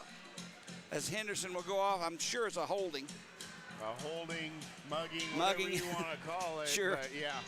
And honestly, Jody, that's a good penalty to take. If you're sitting there and you're in the defensive zone and rebound kicks out, Gillespie all alone, if he wouldn't have done that, that would have been a guaranteed goal. So the penalty was holding. Birmingham's on the power play. Top power play unit in the league, Birmingham, at a 35% success rate. Pensacola kills penalty. They're 8th in the league, giving up. They're killing off 76% of the power plays against, and Pensacola clears his own. Let's keep that question in mind, because as Birmingham has a chance to keep it alive, they do, as Olnick has it. I do want to talk about the differences between last year and what I see this year. Pensacola clears down the ice. 1:40 to go, power play time for Birmingham. 6:25 to go in the second period. Birmingham trailing 1-0. Ledzianko curls away from Bondarenko. Holding on to the puck. Drops it for Romeo. He returns it for Ledzianko. Cook forechecking them. Finally, Birmingham will clear the zone as Kozarev skates away. He just puts one in for McTavish. Tried to get it for Ledzianko. Can't. Ledzianko back to Romeo. Ryan sends it for Nikita Kozarev. He'll curl back around the boards. Back for Romeo. Far side. Played by the Bulls. There's Olnick with a shot. That one goes wide. Rebound came right through the goal mouth. Cleared by Pensacola, and they'll clear the zone. that bounced right over the side of the net, Jody, off the back wall, and was just sitting right there for Nikita Kozarev. He just couldn't get there. Brierly plays it behind his own net to nobody. Gillespie picks it up, and he'll skate away. 42 seconds remaining of power play time. Sinclair can't find the puck. Finally does behind the Pensacola net. Sinclair back at the point for Brierly. For Gillespie, plays it down low.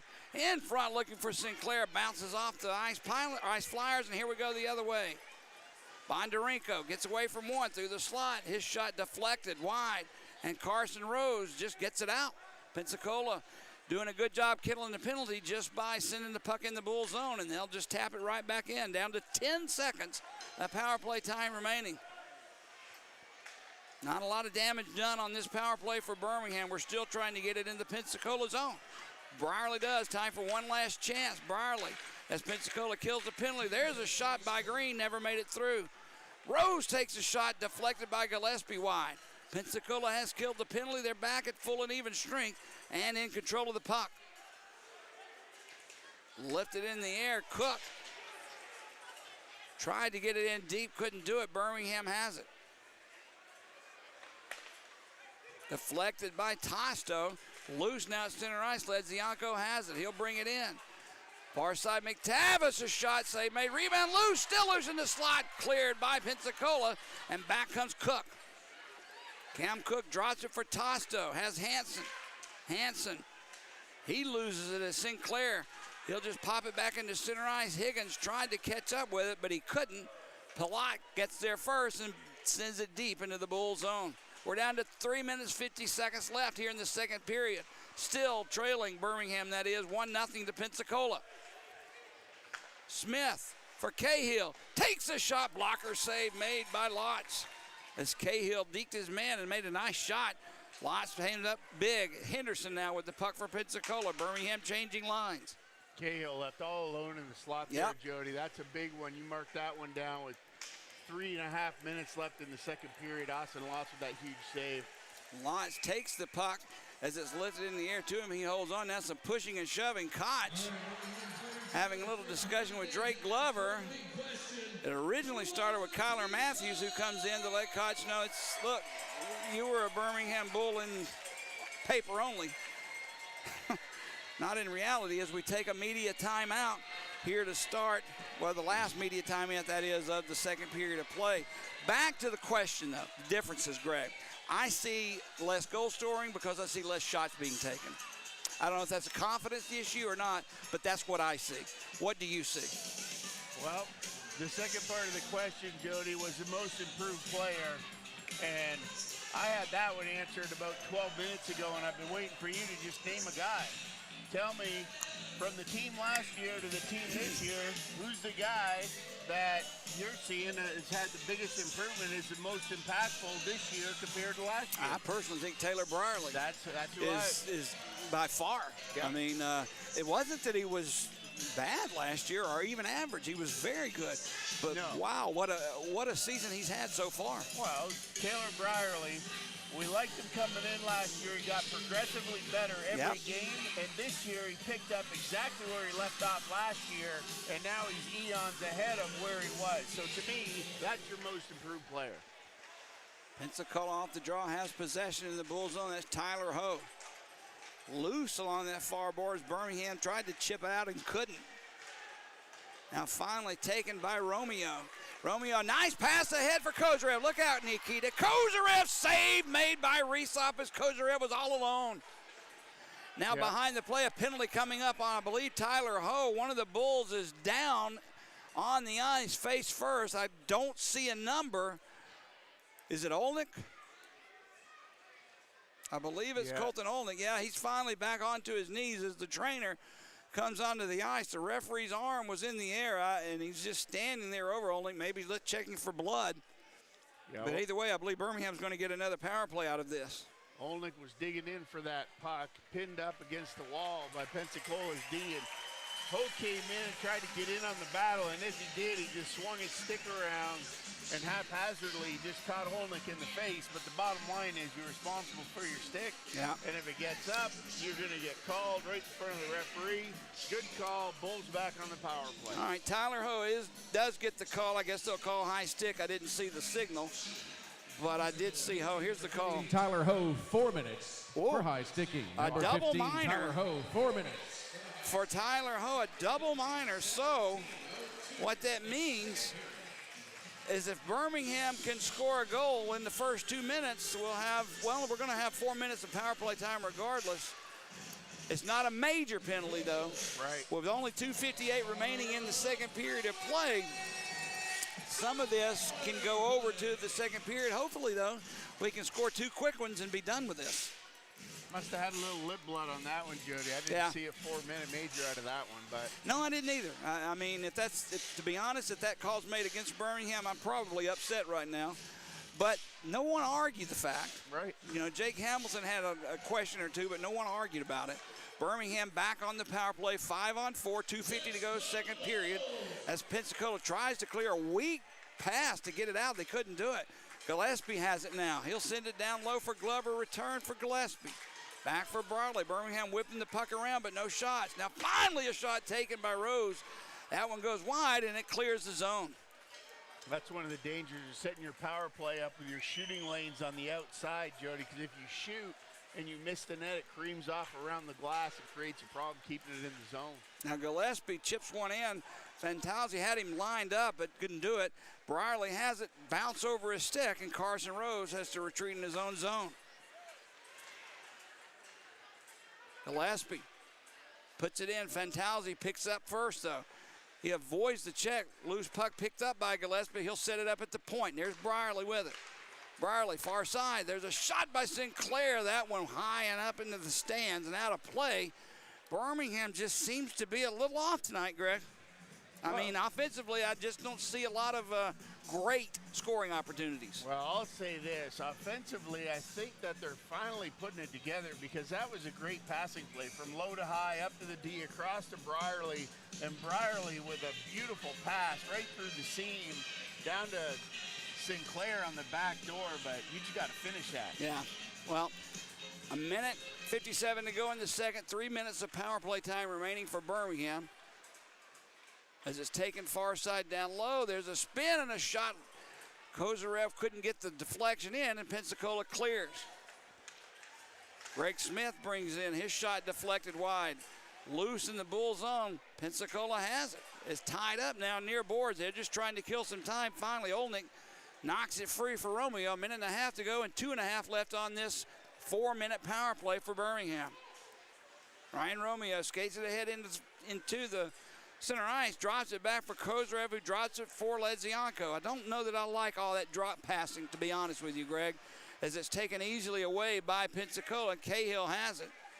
2-on-1 the other way, just that simple. Here comes Bondarenko, has Palat with him. Palat has it, takes the shot. That one whistled wide and high. Bondarenko far boards. He lost it, he goes down, and a penalty coming up. This one on Drake Glover. I'm telling you, Greg, 3 drop passes in a row on a power play that looked really lackadaisical, just lethargic, and it results in a 2-on-1 going the other way for Pensacola. And if it had been anybody other than Palat, a defenseman, that probably is in the net. Well, definitely, Lotz did a great job waiting them out down there, holding that one off. But yeah, when you're sitting there in a 4-minute power play, Joe, you get the 2:31 on the clock. You've got 31 seconds to get that puck in the net so you can come back with another full 2-minute power play. So I'm more about getting that puck across the red line, sending it deep, sending 2 and 3 guys to go get it, creating some havoc down there. Off the draw, Birmingham Rose has it. He tries to skate away. He's poked away from him nicely by Jake Hamilton. Under a minute to go here in the second period. Bulls still trail 1-0, 4-on-4 hockey. Opens up some ice, but can we take advantage of it? Carson Rose tries to get past Fantalzi, does. A loose puck whipped around the side. Hamilton picks it up for Pensacola and easily clears. Cook drops it far side. That's Smith. Walks in. Save. Rebound loose. Right at the side of the net. No one knows where it is. Finally, Brierly picks it up. And 3-on-2 if we can hurry. The other way. Here comes Ledzianko. Drops it back. There's a shot taken by Clark. Rebound. Brierly scores. No, they wave it off. The light came on, but the referee said no. The clock has stopped, too, for some reason. Oh, boy, we're in for it now. What's going on out there? Back is Fantalzi, has it. He drops it. And I don't know what's going on, but everyone on the ice thought it was a goal except the referee. And give him credit, he's in position. He knows exactly what's going on. And Drake Glover is having a talk with him now about it. We do have the benefit of a replay. It's not a replay, but a goal judge or a goal cam to see if it actually crossed the goal line or not. But again, I don't see any Bulls arguing about it. Drake Glover wants an explanation. I thought it was in, but the reason I did is because I saw the red light on. Right. And I think the only one with the answer to that one, Jody, would be Taylor Brierly, who was down there. And he was the one actually standing on the post when the puck creamed off the back wall, literally right on his stick. Rysop out of position. And I think everybody in the whole rink thought that that was an automatic. But somehow or another, it seems to have directed its way to the goal line and then magically popped straight back out and not go in. Well, we don't know that it did not go in. I do know this, that no one's asked for a look at it on the iPad as far as the goalie cam or the goal cam is concerned. Ledzianko now talking with the referee. The referee tonight, Derek Calise. It's been a nice game so far. The only one call I just didn't understand was against Birmingham, the very first penalty of the game. But I see Ray Pack with a iPad in his hand. He's not handing it to the referee, so I just have to assume that means it was not in the net. And what we have is 2 periods in the books, and Birmingham trailing by a score of 1-0. Pensacola unbeaten when they lead or when they're leading after 2 periods. Well, I think that period, Jody, I definitely like how the Bulls picked it up. They played with more intensity. They had a little bit more pep in their step, and they had some better scoring opportunities on resop. The goals were there. They just got to put them in the net. Well, the opportunities are going to have to come in, at least for this third period. You got 20 minutes left, and I really expected Birmingham to come out tonight blazing in that first period, and it just didn't happen. Give credit to Pensacola. They came out and played Birmingham solidly and soundly, and they've taken a lot of good scoring opportunities away from Birmingham, not giving them a chance to get those solid plays. And hence they lead by a score of 1-0. We have 2 penalties showing on the board, so we'll have another minute, minute 2 showing on the penalty to Pensacola. So we'll have 4-on-4 hockey for another minute, 1 second, and Birmingham, believe it or not, will be credited with a power play at just a 1-second one as soon as that penalty expires. Okay, I don't know what to say other than third period coming up. We'll take a break. Jody Chernesky along with Greg Drevany. Birmingham trailing Pensacola by a score of 1-0 at the end of 2 periods of play. You're listening and watching Birmingham Bulls hockey. Yell at a tool? Nobody bats an eye. But talk nicely to your tools, and everyone thinks you're strange. Weird, right? But here's what I know. Great heating techs treat their tools and your equipment with a level of care that borders on talking nicely to it. When you rely on something, you want it to work. And if you want it to work, you treat it as nicely as you can. It's why fall furnace tune-ups are a really smart idea. You're going to rely on that heating system all winter, and you don't want it to fail you when it's freezing cold out. So treat it nicely now, and it'll work when you need it. Problem is, most heating companies in Birmingham don't do the deep cleaning and maintenance you'd assume comes with a tune-up. Just a drive-by inspection, followed by a sales pitch. That bubbified behavior is what I started Excalibur to stand against. So if you want a no-breakdown guaranteed, talk nicely to it tune-up, call ExcaliburServices.com. Alabama license number 1. All right, Jody Chernesky along with Greg Drevany back at the Pelham Civic Complex. Score at the end of 2 periods of play, Pensacola 1 and Birmingham 0. Greg, I do want to take this time, in case you guys that are watching, listening, missed it. Tomorrow night, December 6th here at the Pelham Civic Complex is Christmas vacation night. A lot of people my age, or maybe even a little younger, remember the old National Lampoon Christmas Vacation movie with Chevy Chase, and this is tomorrow night kind of a salute to that night. It's going to be a lot of fun going on here tonight, or tomorrow night that is. You'll have the Chevy Chase movie Christmas Vacation theme all over the place, including the Birmingham Bulls jersey, the house that's lit up with all the million lights that Griswold had it placed in front of his house. Fans will receive a free Christmas stocking too. The first 1,000 fans through the door, that is, receive a Christmas stocking, courtesy of the Birmingham Bulls and CBS 42. So, and also there's a teddy bear toss. Don't forget to bring a teddy bear for the Salvation Army. It's a regular annual teddy bear toss. Doors open at 6. Puck drops at 7. My advice is to be here early. It is a Friday night. No college football going on that around here we're concerned about. You can get your tickets now at bullshockey.net, or of course you can always come to the Pelham Civic Complex ticket office as well. That's tomorrow night, December 6th, Birmingham taking on the Evansville Thunderbolts. So, Jody, just before we jump off here, for the fans at home who are coming and they're going to pick up their teddy bear night, tell me how that works. So, fans, you're going to have an opportunity. Is it when the Bulls score their first goal tomorrow night? You know, that's a great question, and I should know the answer to this, but I don't. I can remember several times when the Birmingham Bulls scored, all the teddy bears came on the ice, and that's basically the way most hockey teams do it nowadays. But I do remember back in the day, back when you played, there was a Zamboni went around the ice, and there was a cart or a buggy or something behind it, and you got some sort of a prize if your teddy bear actually went in. I don't know how they're going to do it. I do know this, though. It's for a great cause. A lot of us are very fortunate and are able to really, I hate saying this because I've been on both sides of the wagon.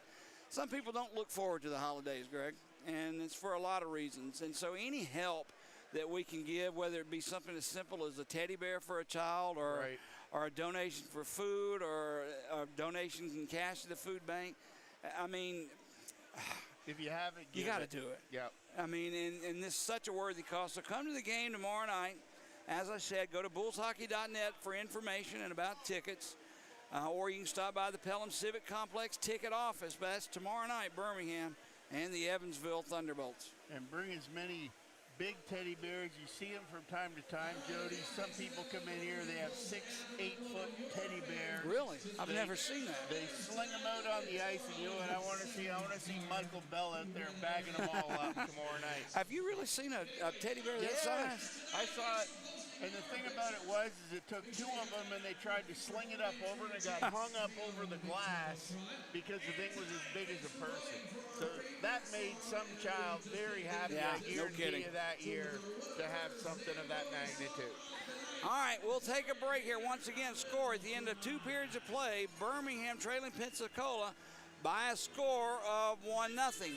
Stay with us. You're listening and watching to Birmingham Bulls hockey.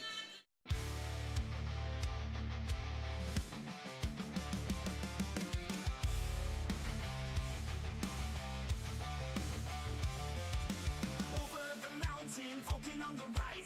Lineup is set and the roster's tight.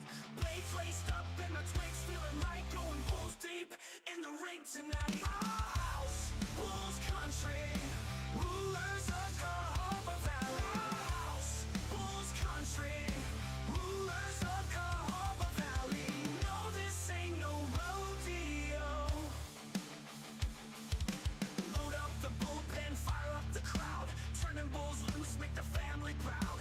About to drop the puck, gonna go bar down. Boys crash the crease and tear up this town. House, Bulls country, rulers of the Cahaba Valley. House, Bulls country, rulers of the Cahaba Valley. No, this ain't no rodeo. Tempest flare gloves hit the ice. Kick his ass not once but twice. Down south losing is a sin. Bulls light the lamp and the good gods win. Steel on ice and hearts on fire. Every goal takes us higher and higher. In the valley under the stars so bright, we fight for glory, we fight tonight. Our house, Bulls country, rulers of Cahaba Valley. Our house, Bulls country, rulers of Cahaba Valley. No, this ain't no rodeo.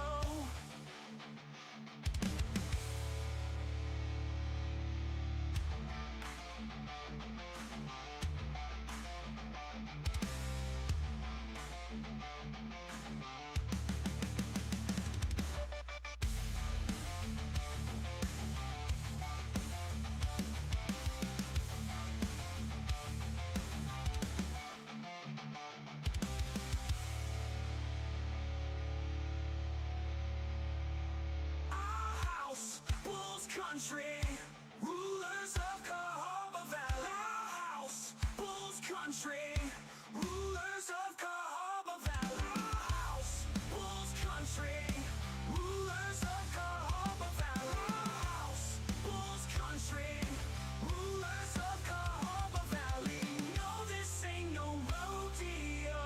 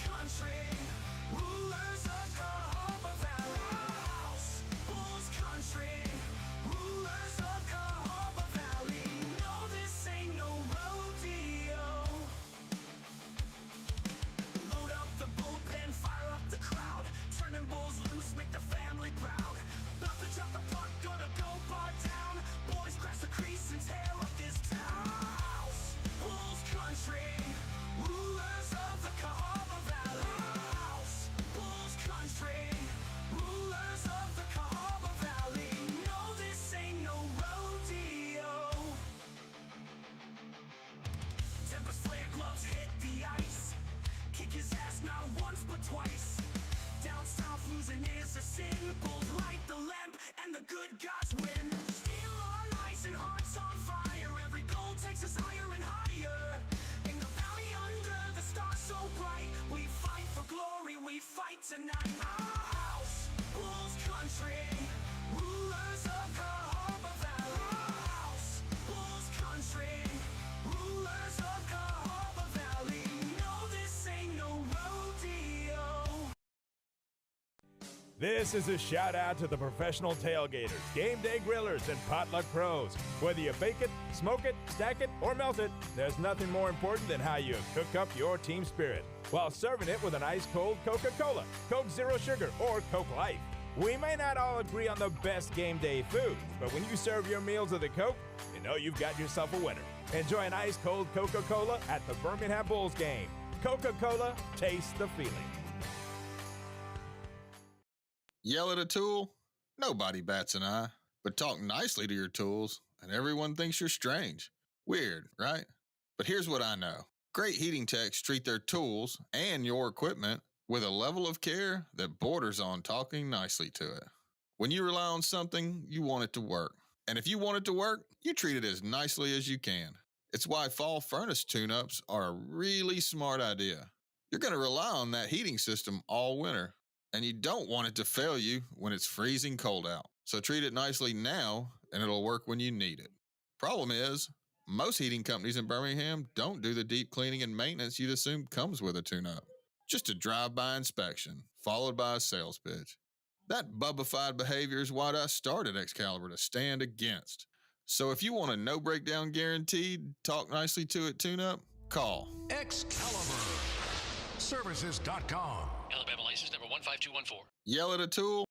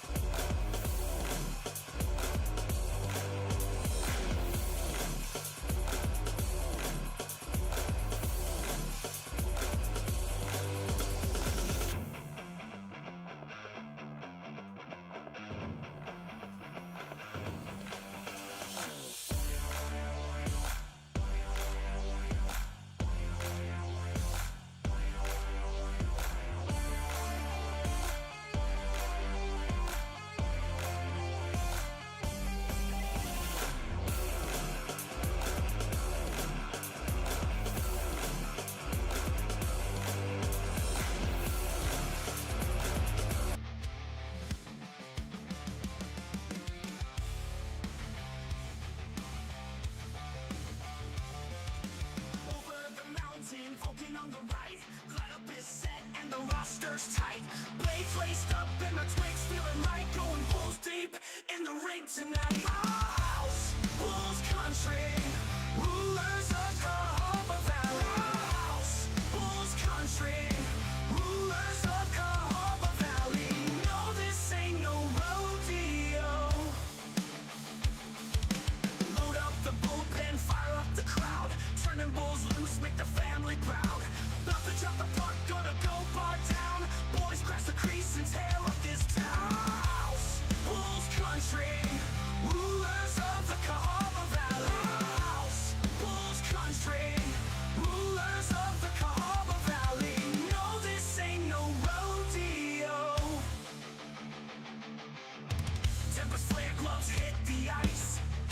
his ass not once but twice.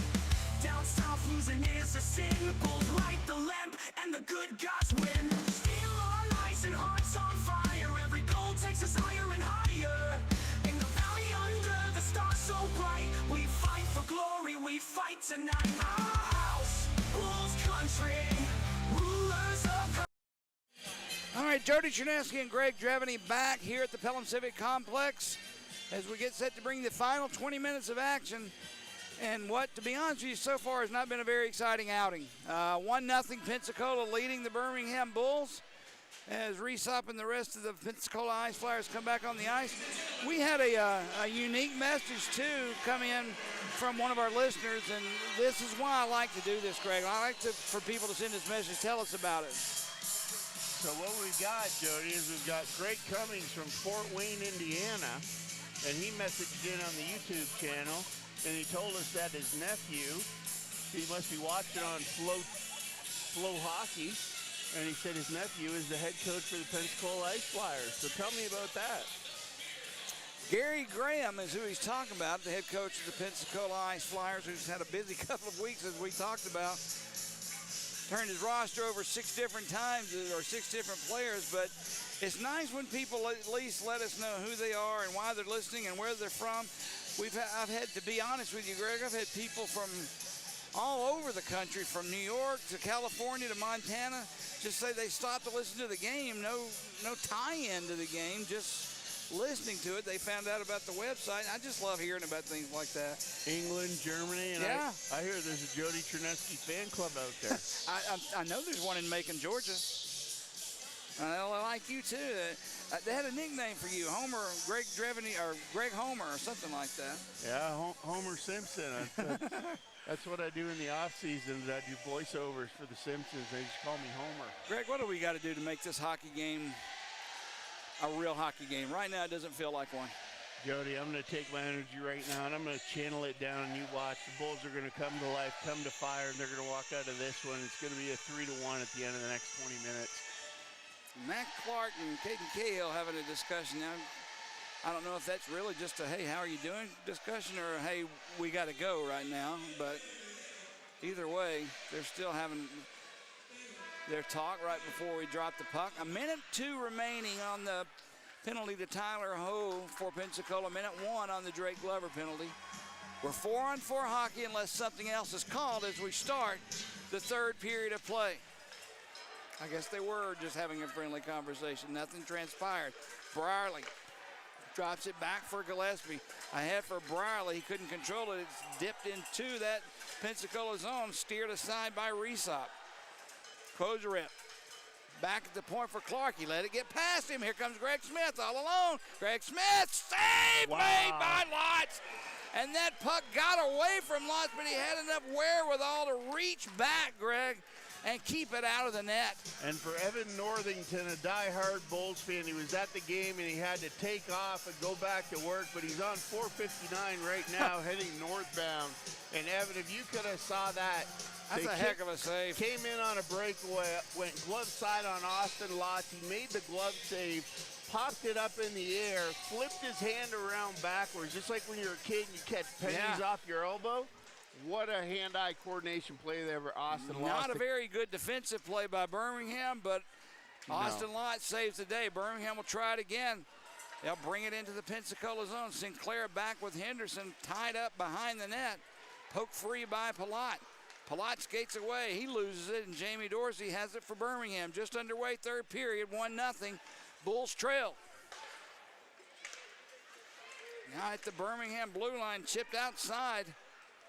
And Ryan Romeo gives it near side for Jamie Dorsey. Dorsey brings it across the blue line. Backhands one. We're back at full and even strength, 5-on-5 hockey as Drake Glover has it. Adam Palat on him. Loose puck now. Olnick will go in after it. He drops it for Glover. Nowhere to go. He sends it in front, actually looking to knock that one in, I believe, off Reesop. But it didn't transpire. Birmingham backhands one. That's Romeo. Kozarev forechecking in. Gets the puck. So they're going to pass out for Olnick. Didn't get through as Cam Cook intercepts, and he skates out. Now the whistle blows. Cook tied up in front of the Bulls bench. by Drake Glover, and the puck came into the Birmingham bench, so we'll face off here in neutral ice. And Jody, if you're on that Bulls bench right now, starting off that third period, you talked about the fire and the energy. Yeah. If you see Austin Lotz make a save like that, that's got to get you going on the bench. I hope it does. You got to come out with another gear here right now on this shift. All right, face-off controlled now by Pensacola. They lose it, though, as Birmingham's Matthews chips one ahead to Ledzianko. Now Rose takes it into the Pensacola zone, watched by Faulkner. Gillespie spins it behind the net, centering pass off the skate. Now Gillespie takes a shot from Faulkner as Gillespie shot in to Resop. The save was made.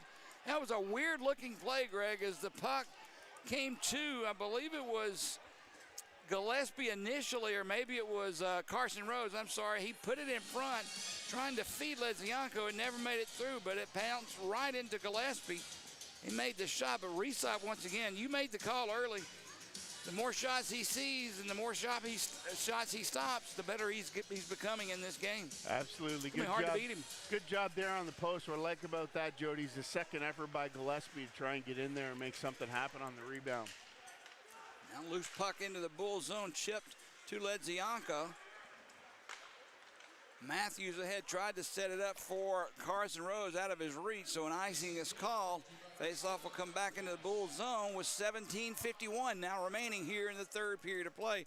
Birmingham out shooting Pensacola 28-20. We really haven't talked a lot about the shots on goal, and to be honest, that's a little misleading to me, because although the shots, we've had 28, I don't think there's been very many quality shots. Well, I think that your scoring opportunities, Jody, are probably even though there's an 8-shot differential. So, you know, a couple other things here. Well, we'll call it the chatter fodder. You know, Jeremy Jones, he had to leave the game early tonight. He's got to work in the morning. Jeremy, hope we see you tomorrow night for the teddy bear toss. And Michael McGee's an Ice Flyer fan watching from Dallas. Bodarenko's his son-in-law. Ivan Bondarenko, I've had a chance to talk to him a couple times. He's a really nice guy. I mean, I don't know him, but from when I've talked to him, very impressed with him. Now Pensacola in their own zone, banks one off the boards out into center ice. Cahill has it. Caden Cahill drops it back for Hugo Koch, taken away by Green. Behind the net, Kyler Matthews picks it up far side, ahead for Gillespie. His backhanded pass knocked down nicely by Cam Cook. Puck loose just inside the Pensacola blue line, ticked out into the Birmingham end of the ice where Matthews has it.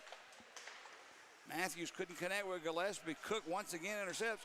Cam Cook's all over the ice, Greg. Well, he's definitely one of those guys that you saw him in other years. Fayetteville last year especially, Jody. He's just a guy you like to see on your team, and you hate playing against him, but you love him when he's wearing your jersey. We were impressed with him last year. And Fayetteville went through some issues as well last year, but there were a couple players that stood out with one of them, and we both at that time, if you can remember, said, I'd like to have him on this team in Birmingham. Well, Pensacola got him, and at least for tonight, he's making it worth their while. Well, he's one of those core guys that from the start of the year, that's who you're building around if you're Cameron. Face off in the Bull zone. Both players go down loose, picked up by Drake Glover, and he'll skate away. He tips one past Palat, but can't catch up to it. Tipped out to center ice, Tyler Ho. Now Brierly takes it just inside his own blue line. Taylor Brierly skates away from one guy, brings it into Pensacola zone. He'll send it around the boards. Resop out of his net. I had it taken away. Now it's loose. Resop back in his crease. Picked up by Henderson. He'll give it to Bondarenko. Ahead for Shane Bull. He'll send one around the net. Lotz plays it himself for Brierly, who gives it up for Olnick. Kozarev will bring it in now. Kozarev. Backhander's knocked down by Jake Henderson, but he still maintains possession of the puck. Kozarev drops it for Dorsey. Dorsey, a cross-ice pass, Glover score! Kozarev keeps that puck alive, Greg. Dropped one off for Dorsey, who made a nice pass, slow pass, not a crisp pass, but an effective one. And Glover finally does something for Birmingham, and we tie this hockey game up at 1. Jody, that lane was so open there for Dorsey. I almost think that he intentionally just laid that one out there for Glover because he wanted to make sure that it didn't hit a rut in the ice. It didn't do anything fancy. He didn't want to overpass it, and Glover made no mistake on the back door. And I tell you what, the Bulls tied it up, but Resop almost had that one. I believe the assist. Here's the call. Oh, score by number 19, Drake Glover, his 6th goal of the season. The assist, number 7, Nikita Kozarev, and number 44, Jamie Dorsey. Kozarev and Dorsey on the assist. Rose went down after that face-off at center ice, grasping his face. I believe he got a high stick, but to his credit, he got right back up. Now that the whistle's blown, let's see if anything transpires from this. He's asking the referee, Derek Calise, why there was no call. I didn't really see it. I just saw the after effect when he was down on the ice. Well, I didn't either. Better watch. He's going to get a misconduct. You can see he is fired up. Yeah. And if I'm Carson Rose, Jody, I'll be honest with you, I'm not going over and saying anything to the referee. I'm going straight back to the bench, and I'm going to see Dorsey and Matthews, and I'm giving them a number, and I'm going to say, go take care of it your next shift. Let's see what it does to Carson Rose. He may play with a little bit of anger, or what you call piss and vinegar now. But when the score tied 1-1, let's see how this affects the Bulls the rest of the night. Brierly in his own zone. Tips one far side for Gillespie, who has Rose skating away with Ledzianko, who chips it in. Played behind the net. Rose has it. Centers went out in front. Nobody there. Cam Cook skates away. I'm telling you, the guys on the ice 100% of the time. Palat drops it back. There's a shot. Save made. Nice one by Lotz off his shoulder. Now he gobbles up the rebound. I mean, just that quickly, here comes Pensacola. One pass, and they were off to the races. Well, this is the Bull style of play, though, Jody. They like that east-west hockey going north and south, quick transitions back and forth. And, hey, I'll take my chance with Lawson Lodge playing the way he's playing tonight. He's seeing the puck well. And if I'm the Bulls, I want to keep sending those guys north and trying to get those odd man rushes like they've been doing. Great job on the forecheck. Rose getting in there, keeping the play alive. More of that. Off the draw, Tyler Ho has it behind the Bulls' net. Sends one out in front, looking for someone. He finds no one but Ben Higgins, who will skate away. Higgins can't get around. A nice hit there on the far boards by Susinski, the newly acquired former Macon Mayhem player. Now Birmingham's McTavish has it. He's hammered there on the play by Pensacola, and the puck comes back out of the zone. That hit was earth-shattering, Jody. Back in their own zone. Bull had it taken away, but Pensacola finds the loose puck, and Bondarenko will send it into the near corner. Behind his own net, Corson Green has it taken away from him by Cahill. Now along the far boards, Kozarev fighting for possession along with two ice flyers. That puck is poked free. Bondarenko and Matthews going after it, and Green backhands one right back to Kozarev. Pensacola loses possession of it, or at least out of the zone, and Hamilton sends it right back in. 14 minutes to go, third period. Score tied at 1. Centering pass for Koch. He couldn't control it.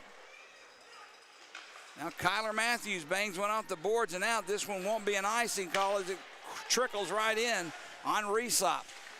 Long pass, intercepted nicely by Ledzianko, who brings it in to the Pensacola zone. Ledzianko drops it for Dorsey.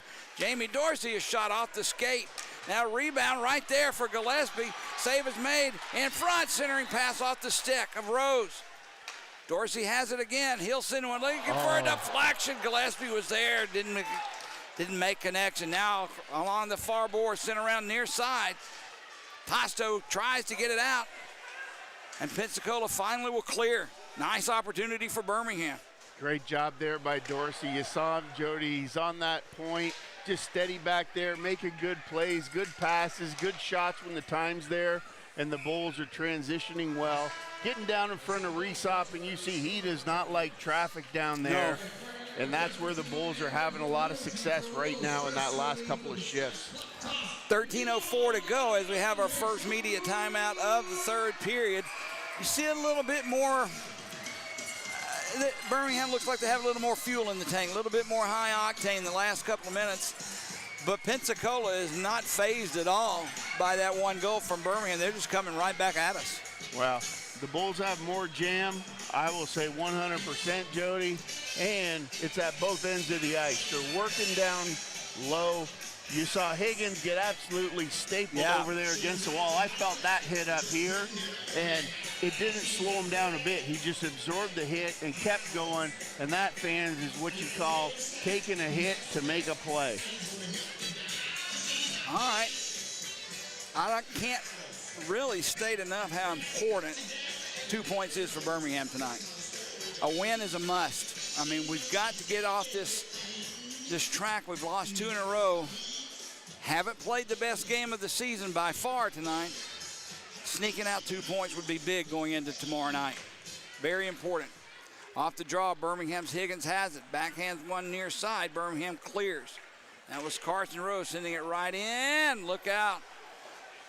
Now Birmingham's Higgins knocks into the net of Pensacola, knocks it off his moorings. That's an odd play the way it happened. Nobody was really on Higgins. Did he lose his edge? He just lost an edge going in. He was looking to cut tight around the net and lost his inside edge and ended up just going into the net. But fortunately, Resop wasn't in the way, and Higgins didn't hurt himself on the post, so they'll just back that one out. They'll pull the puck out here above the blue line, and they'll face it off here for the Bulls. Once again, tomorrow night, 7 p.m. face-off. National Lampoon's Christmas Vacation night. It's going to be a fun night. Teddy Bear Toss night, sponsored by CBS 42. BullsHockey.net for more ticket information. Taylor Brierly with the puck in his own zone. He's watched there by Hanson, so he'll give it up for Matt Clark. Clark, cross-ice pass, dangerous, but he connects with Brierly. Higgins crashing the net. Brierly for Sinclair, save made by Resop and a doozy. On top of that, Greg, he had the whole left side of the net to shoot at, and somehow that puck found the mitt of Kevin Resop. Jody, I'll take that play. Great north-south transition there by the Bulls, carrying the puck wide, straight across seam pass for Sinclair, staying on the back door, and that was a great reception and shot by Sinclair all in one motion, and he made Resop make a heck of a save there. So Evan Northington, tell your wife, even though she's in the car, tell her keep ringing that cowbell because it's working. Whatever works, I'm for. Face-off controlled by Pensacola. Faulkner tips it for Sosinski, who tries to get away from Olnick. Does. Sosinski. It's the play going for Bondarenko to Ho. Back to Bondarenko. Brierly on him, so he'll just send it behind lots. Matt Clark picks it up for the Bulls. Clark avoids the check of Bondarenko, but loses possession of the puck in doing so. Now he gets it back. Olnick chips it out. Smart play by Olnick there. When you get into trouble in your own zone, just move the puck. Gillespie intercepts an outlet pass. Glover has it, looking in front off the leg of Faulkner. Never made it through.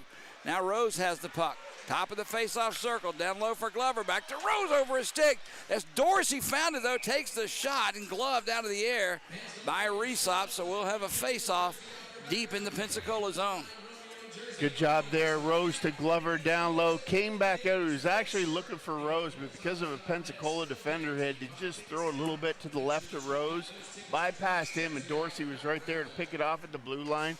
Good shot on net. Bring it down some. That hits Resop in the pads, and Rose is all over that rebound like a pig on stink. Face off, 11:44 to go. Ledzianko for Birmingham. Smith for Pensacola, controlled by the Bulls. Dorsey has it. Down low. There's a shot, Ledzianko. A nice one-timer. Save made by Resop. Rose has it. He turns it right back in. It'll come near side. Gillespie steps in, takes it away. There's a pass in front. Bounces away from everyone, and Pensacola just wisely tips it out. Nice play by Romeo. He knocked that puck out of midair to keep it away from Pensacola. No one else was back, so Romeo, a great defensive play. Hamilton has it in his own zone. Jake Hamilton slowly through center ice. Gives it up far side for Cahill, who hammers one around near boards. Koch going in after it. He's taken out of the play. Loose puck now taken away by the Bulls. Rose, who banks one off the glass and out. Higgins giving chase. Played behind the net for Hamilton. Hamilton just gets one out through center ice. Corson Green knocks it down. Lost it, though, for Tosto. Green takes it right back away. There's a pass looking out for Higgins. Or, excuse me, that was Sinclair just off the mark. And back comes Cam Cook the other way for Pensacola. He has it, puck taken away from him. Now it's loose, far face-off circle, comes back. There's a shot taken by Palat. Deflected off the boards and right to Austin Lotz, who covers it up. Higgins, by the way, for Birmingham, he's been known to be a great penalty killer. He's had an excellent game tonight. You see him out on the ice. He's making good offensive plays. He's playing smart in his own zone. This may be the best game Ben Higgins has had as a Bull. Well, he's working hard, Jody. He's moving his feet. He's taking the opportunities when he gets there. But those players with the biggest impact tonight are the ones that we don't notice making defensive mistakes. And that's Ryan Romeo's having a great game, Brierly's having a great game, and Higgins is another one having a great defensive game. Pensacola's Cahill sends one around the net behind Watts, played far side. Greg Smith has it, a bad angle shot. Save is made. Rebound comes back to the blue line. They'll just chip it in deep once again. I see a lot of teams doing that to our goaltenders, Greg, taking some weird angle shots. Back comes Olnick into the Pensacola zone. Draws it for Glover. Glover had Brierly in front, couldn't get him the puck. Now it's played along the far boards. Koch gets it out for Greg Smith. Brierly watches him, couldn't let him get through, and the puck harmlessly comes right into Austin Lotz, who covers up. And Brierly getting up a little gimpy, but seems to be okay. That's the last thing I'd like to see right now. That's a great defensive play there by Brierly, Joe. If you noticed, Pensacola coming down forward with Smith, one-on-one on Brierly, and he chipped it through Brierly's feet. And Brierly did a really good job knowing that he was the last man back and that Smith was about to jump around him and go in. Brierly down on one knee, threw his hip out there, and just slowed Smith down enough for that puck to trickle in on Austin Law so he could gobble it up and create a face-off down here for the Bulls with 9:40 left here in the third period. I don't know what's going to happen, but at least the action has picked up somewhat. To be honest, we talked about it in between the second and third. We were both a little worried about what was transpiring on the ice. We just didn't see a lot of life out of the Birmingham Bulls. And I don't know if it was because Resop was coming up with save after save, or we just seemed to be getting frustrated not finding the mark, but at least we have an interesting 10 minutes to go here in this game. Well, what I like about the Bulls here in the third, Jody, is they're back at that old school hockey, crashing the net, just throwing the puck on net, putting it on net low, and like you said, just like Pensacola is trying to do. I think the days of coming down and just going wide and beating the goalie over his glove or over his blocker, I think those days are over. And you're seeing guys, they're putting pucks off the back wall, they're putting pucks towards the side of the net to Kareem in front of the net instead of just taking direct shots on the goalie. So both teams doing that, and that creates a lot more action in front of the net. Waiting on the drop of the puck. Shane Bull is probably going to get tossed. One of them is. Ledzianko and Shane Bull still waiting for the puck to be dropped. Finally it is. Loose in that face-off circle, controlled by the Bulls. Dorsey lost it, though. Tyler Ho takes it away. Henderson with a shot. Nice play by Dorsey to knock it down. Into the corner, taken by Pensacola. Bondarenko had a chance. Romeo with a good shot. Taken far side. And a nice defensive play by Birmingham as they let the puck all the way down. Resop out of his net, plays it away from Rose, who has it. Rose backhands one with Gillespie right in front. Sosinski grabs a hold of him, now giving him a shove or two. Gillespie gives it right back. As we're tied up here, 9:10 to go, right in front of Kevin Resop. That was a harmless looking play to begin with, but somehow Pensacola had the puck far post, nobody between him and Austin Lawson, didn't get it in the net, and Birmingham returns the favor right back down. And once again, there's that patience by Austin Lotz just sliding across, because Jody, as a goaltender, the tendency is to over push that way, put yourself out of position, but Lotz played that one perfect. And then down here at the other end, Resop, he matched Birmingham as well, 2 great saves. Off the drop, controlled by Pensacola. Fantauzi sends it into the Bull zone. Back to get it, Kyler Matthews. Hits the referee, stays in the Bull zone. Now loose puck picked up by Birmingham. Here comes Higgins. One man to beat. Higgins takes a shot. Save made by Resop, and he squeezes those pads together. As Higgins tried to go 5-hole, Resop wouldn't let him. Interesting, Jody. Higgins and Resop, they may have faced off against each other in college because Higgins came from St. Mary's University in Halifax, and Resop played at Dalhousie. So interesting that their paths cross again. Would have been nice to see Higgins slide that one in on the 5-hole though. Faceoff will be to Resop's left. Sinclair, McTavish, Higgins out up front for Birmingham with Matthews and Green on defense. Taking the draw for Pensacola, Greg Smith. Loose puck underneath both centers, picked up by Henderson in the corner, tries to lift it out. Birmingham's Green keeps it in for the moment, but Pensacola takes it right back. Now this one gets past everyone, and icing will be called on the Ice Flyers. Face-off will come back down to the right of Kevin Resop. Big draw coming up here for the Bulls, Jody. 8:36 left in the third period. We're getting down here around that time where it's almost, it feels like next goal is going to play a big part. Next goal wins, right? You better believe the next goal, I was about to say, seems really big. Still have 8.5 to go. Anything can happen. I've seen 6 goals scored in 2 minutes. That's true. So, but the next goal does seem awful big right now, Greg. Kozarev with the puck. Drops it down low for Glover. Glover holds on to it. Centers one for Kozarev. A backhander goes high. Clark pitching in, keeps it alive. Down low, it's played for Olnick. Has Glover in front, tried to get in the puck, but it bounces right to Resop, who just puts that mitt right on top, and will do it all again. And that's something we haven't seen from the Bulls a whole lot tonight, Jody, but you see how effective it is when they work the puck down low and they started cycling it and the 3 guys rotate, and that created an opportunity for Kozarev right in the slot all alone to get that puck back down. A good shot on Resop. Once again, big save. Face-off coming up. Glover on the draw. He's taken down.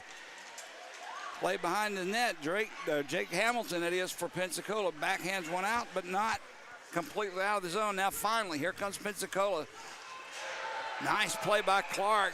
No way. And they're going to call a penalty for that. Oh, my gosh. As Shane Bull was taken down on a good, clean hit. I'm sorry. I don't know how else to call it. He even had the puck.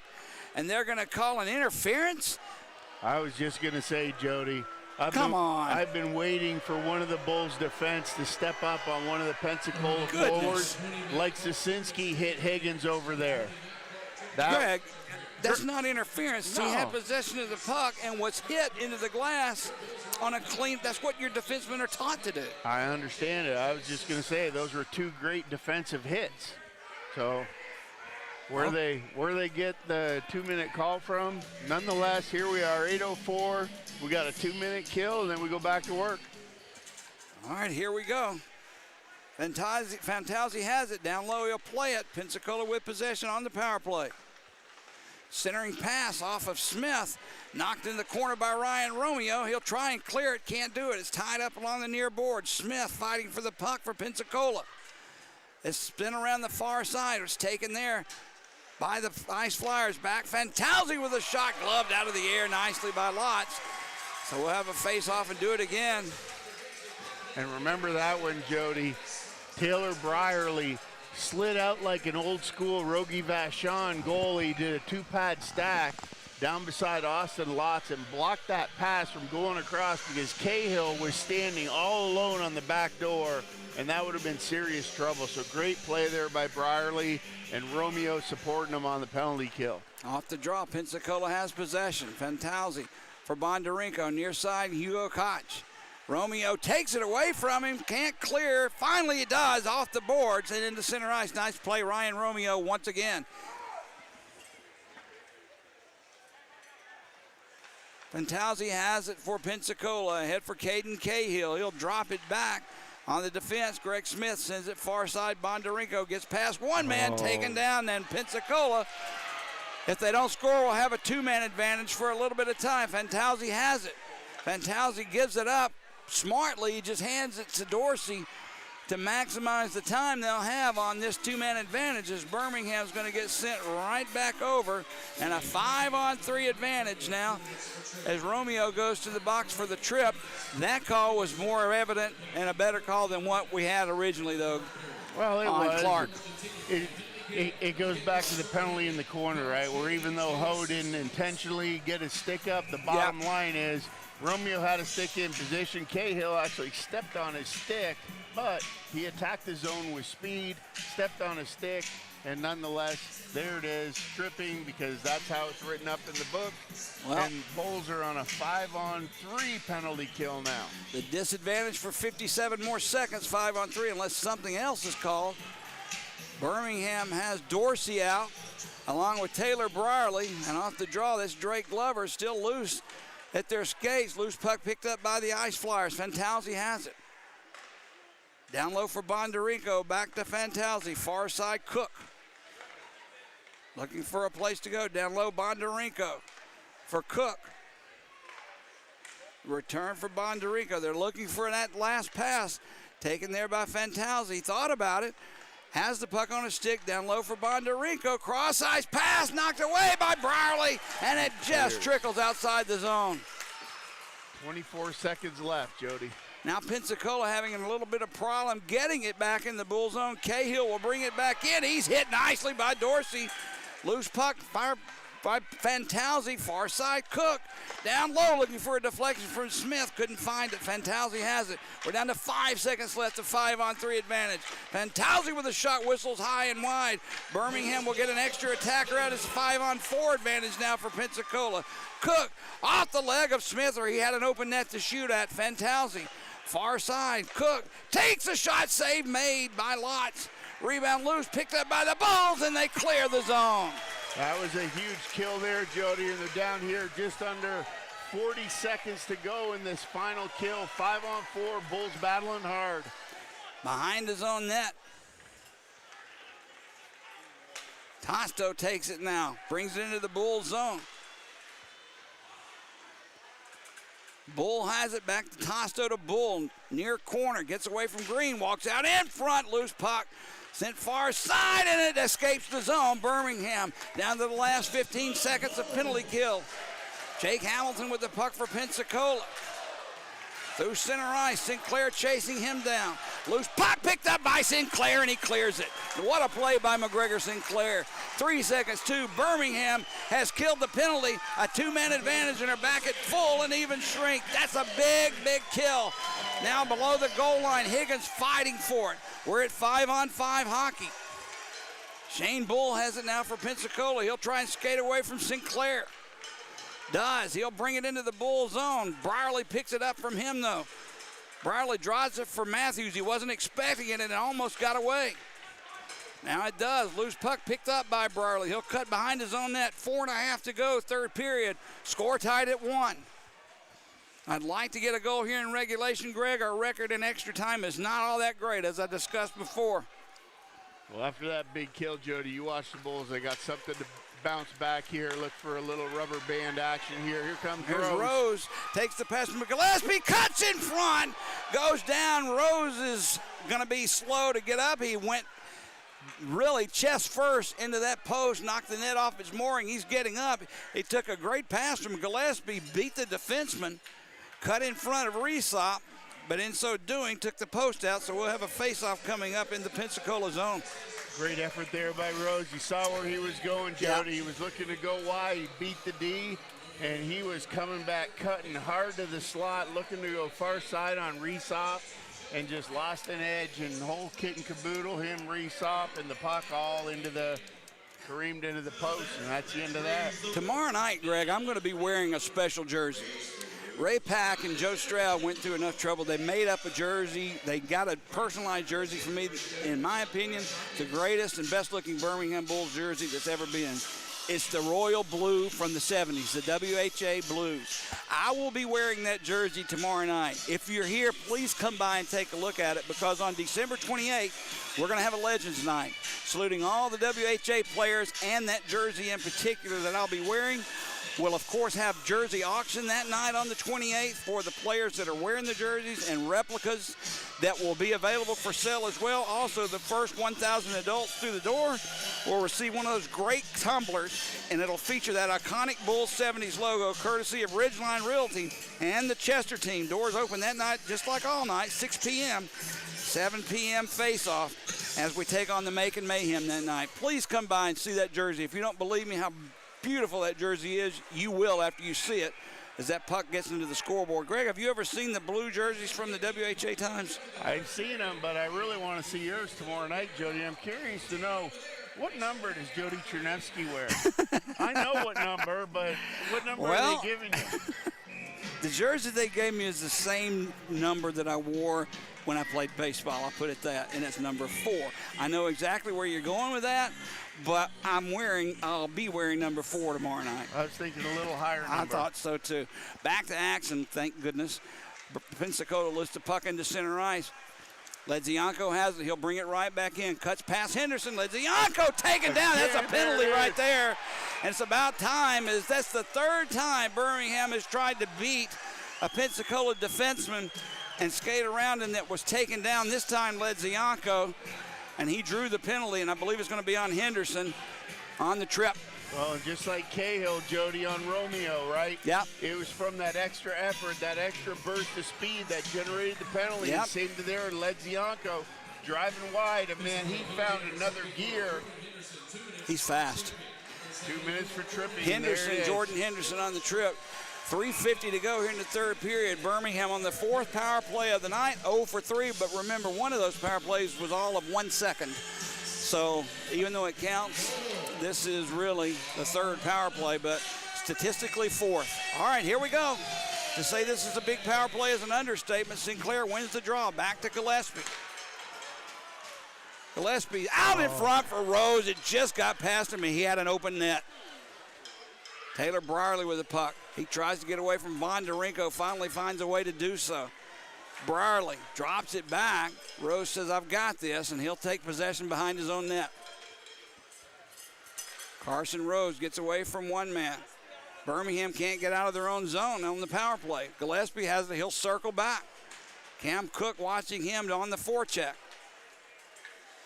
Near side Rose.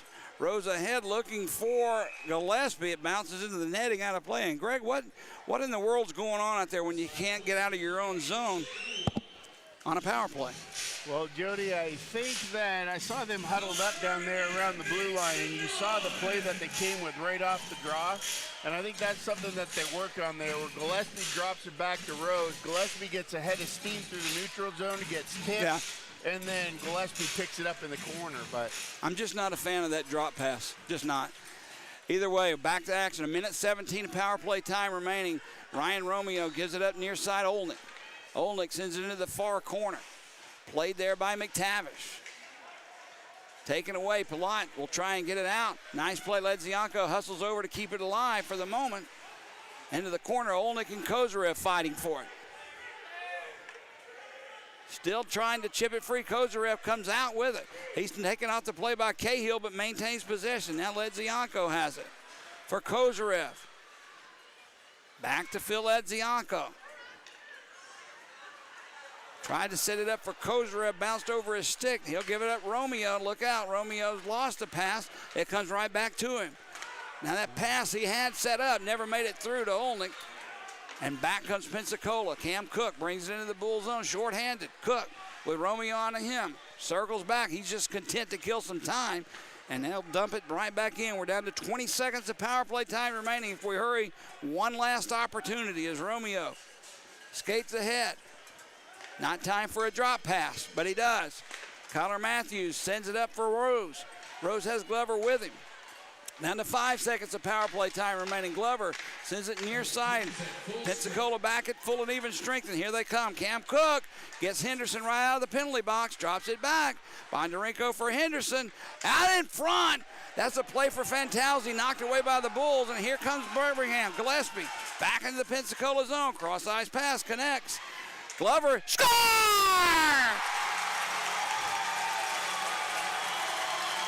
Drake Glover pulled Reesop out of his crease and had the entire left side of the net to shoot at. An excellent shot. If he's just off the mark by a little, that goes off the post or wide, but he nailed it, and Birmingham takes an important 2-1 lead. What a great heads-up play there by Carson Rose. Started the whole thing in the defensive zone. Jody made a huge defensive play, broke up the Pensacola offensive threat, turned it up, and then it was Rose, Gillespie, and Glover show all the way down the ice. Net drive, little delay, a lot of deception, puts Glover aside, all in the front of the net, pulls Reese up to the left side, and absolutely buries it over his glove. That's Glover's second goal of the night, scored both Birmingham's goal. That's his 7th of the year. As we take a timeout here, let's take a break. You're listening to Birmingham Bulls Hockey. This is a shout out to the professional tailgaters, game day grillers, and potluck pros. Whether you bake it, smoke it, stack it, or melt it, there's nothing more important than how you cook up your team spirit while serving it with an ice-cold Coca-Cola, Coke Zero Sugar, or Coke Life. We may not all agree on the best game day food, but when you serve your meals with a Coke, you know you've got yourself a winner. Enjoy an ice-cold Coca-Cola at the Birmingham Bulls game. Jody Chernetsky back along with Greg Drevney. Sorry about that little technical difficulty. We're back here at the Pelham Civic Complex. Birmingham with a minute and a half to go in this game, leading by a score of 2-1. It didn't come on the power play, Greg, but it came because of the effects of that power play. Well, it's one of those things where the most dangerous time, Jody, oddly enough, is the time from when your penalty expires until the next whistle, because everything's just kind of discombobulated. Guys come out, they're skating around, but the Bulls did a great job there, coming out and took advantage of that. But Pensacola had an opportunity. Big job down there by Austin Lotz and Rose, and they turned it the other way, and Pensacola's pulled their goalie with 1 minute and 30 seconds here. You tell me this game doesn't mean something, Jody? It means a lot. They're out with 6 attackers, Birmingham with 5, and the puck in their own zone behind his own net. Pensacola will play it. That's Cam Cook, of course, skating away. Empty net behind him. He'll dump it into the Bulls zone. Out of his net, Lotz leaves it there for Brierly. Brierly pulled down by Cook. No call, penalty behind, puck behind the net, picked up by Pensacola. Near side, Sinclair giving chase. He gets there first, but can't chip it out. A minute left to go here in the third period. Fantazzi has it. Sends one off of the skate of Smith. Now it's played off the boards and out into center ice. Far side, Bondarenko lifts it into the Bull zone. Clark picks it up for Birmingham behind his own net. Banks one off the boards and out. Bondarenko will try and bring it right back in. Does. Birmingham clears it, though, just that quickly. 30 seconds to go as Fantazzi hammers one around the boards. It goes far side for Bondarenko. There's a pass for Cahill. Look out. Birmingham clears. Score! The puck found its way on the stick of the Bulls, and to be honest with you, Greg, I thought he was just trying to clear the puck. And what wound up happening is he nailed it, Carson Rose, right into the middle of the net, and Birmingham takes a 3-1 lead. And Jody, that was a situation where Pensacola was throwing everything but the kitchen sink at Birmingham offensively. They had 4 guys below the goal line, and saying they were going for it is an understatement. 18:37, the time of the goal, and that will cement the 2 points for Birmingham. As we're down to the last 15 seconds, Birmingham chits it back out all the way into the Pensacola zone. Reese up out of his net, no icing. He'll play it. We're down to less than 5 seconds to go.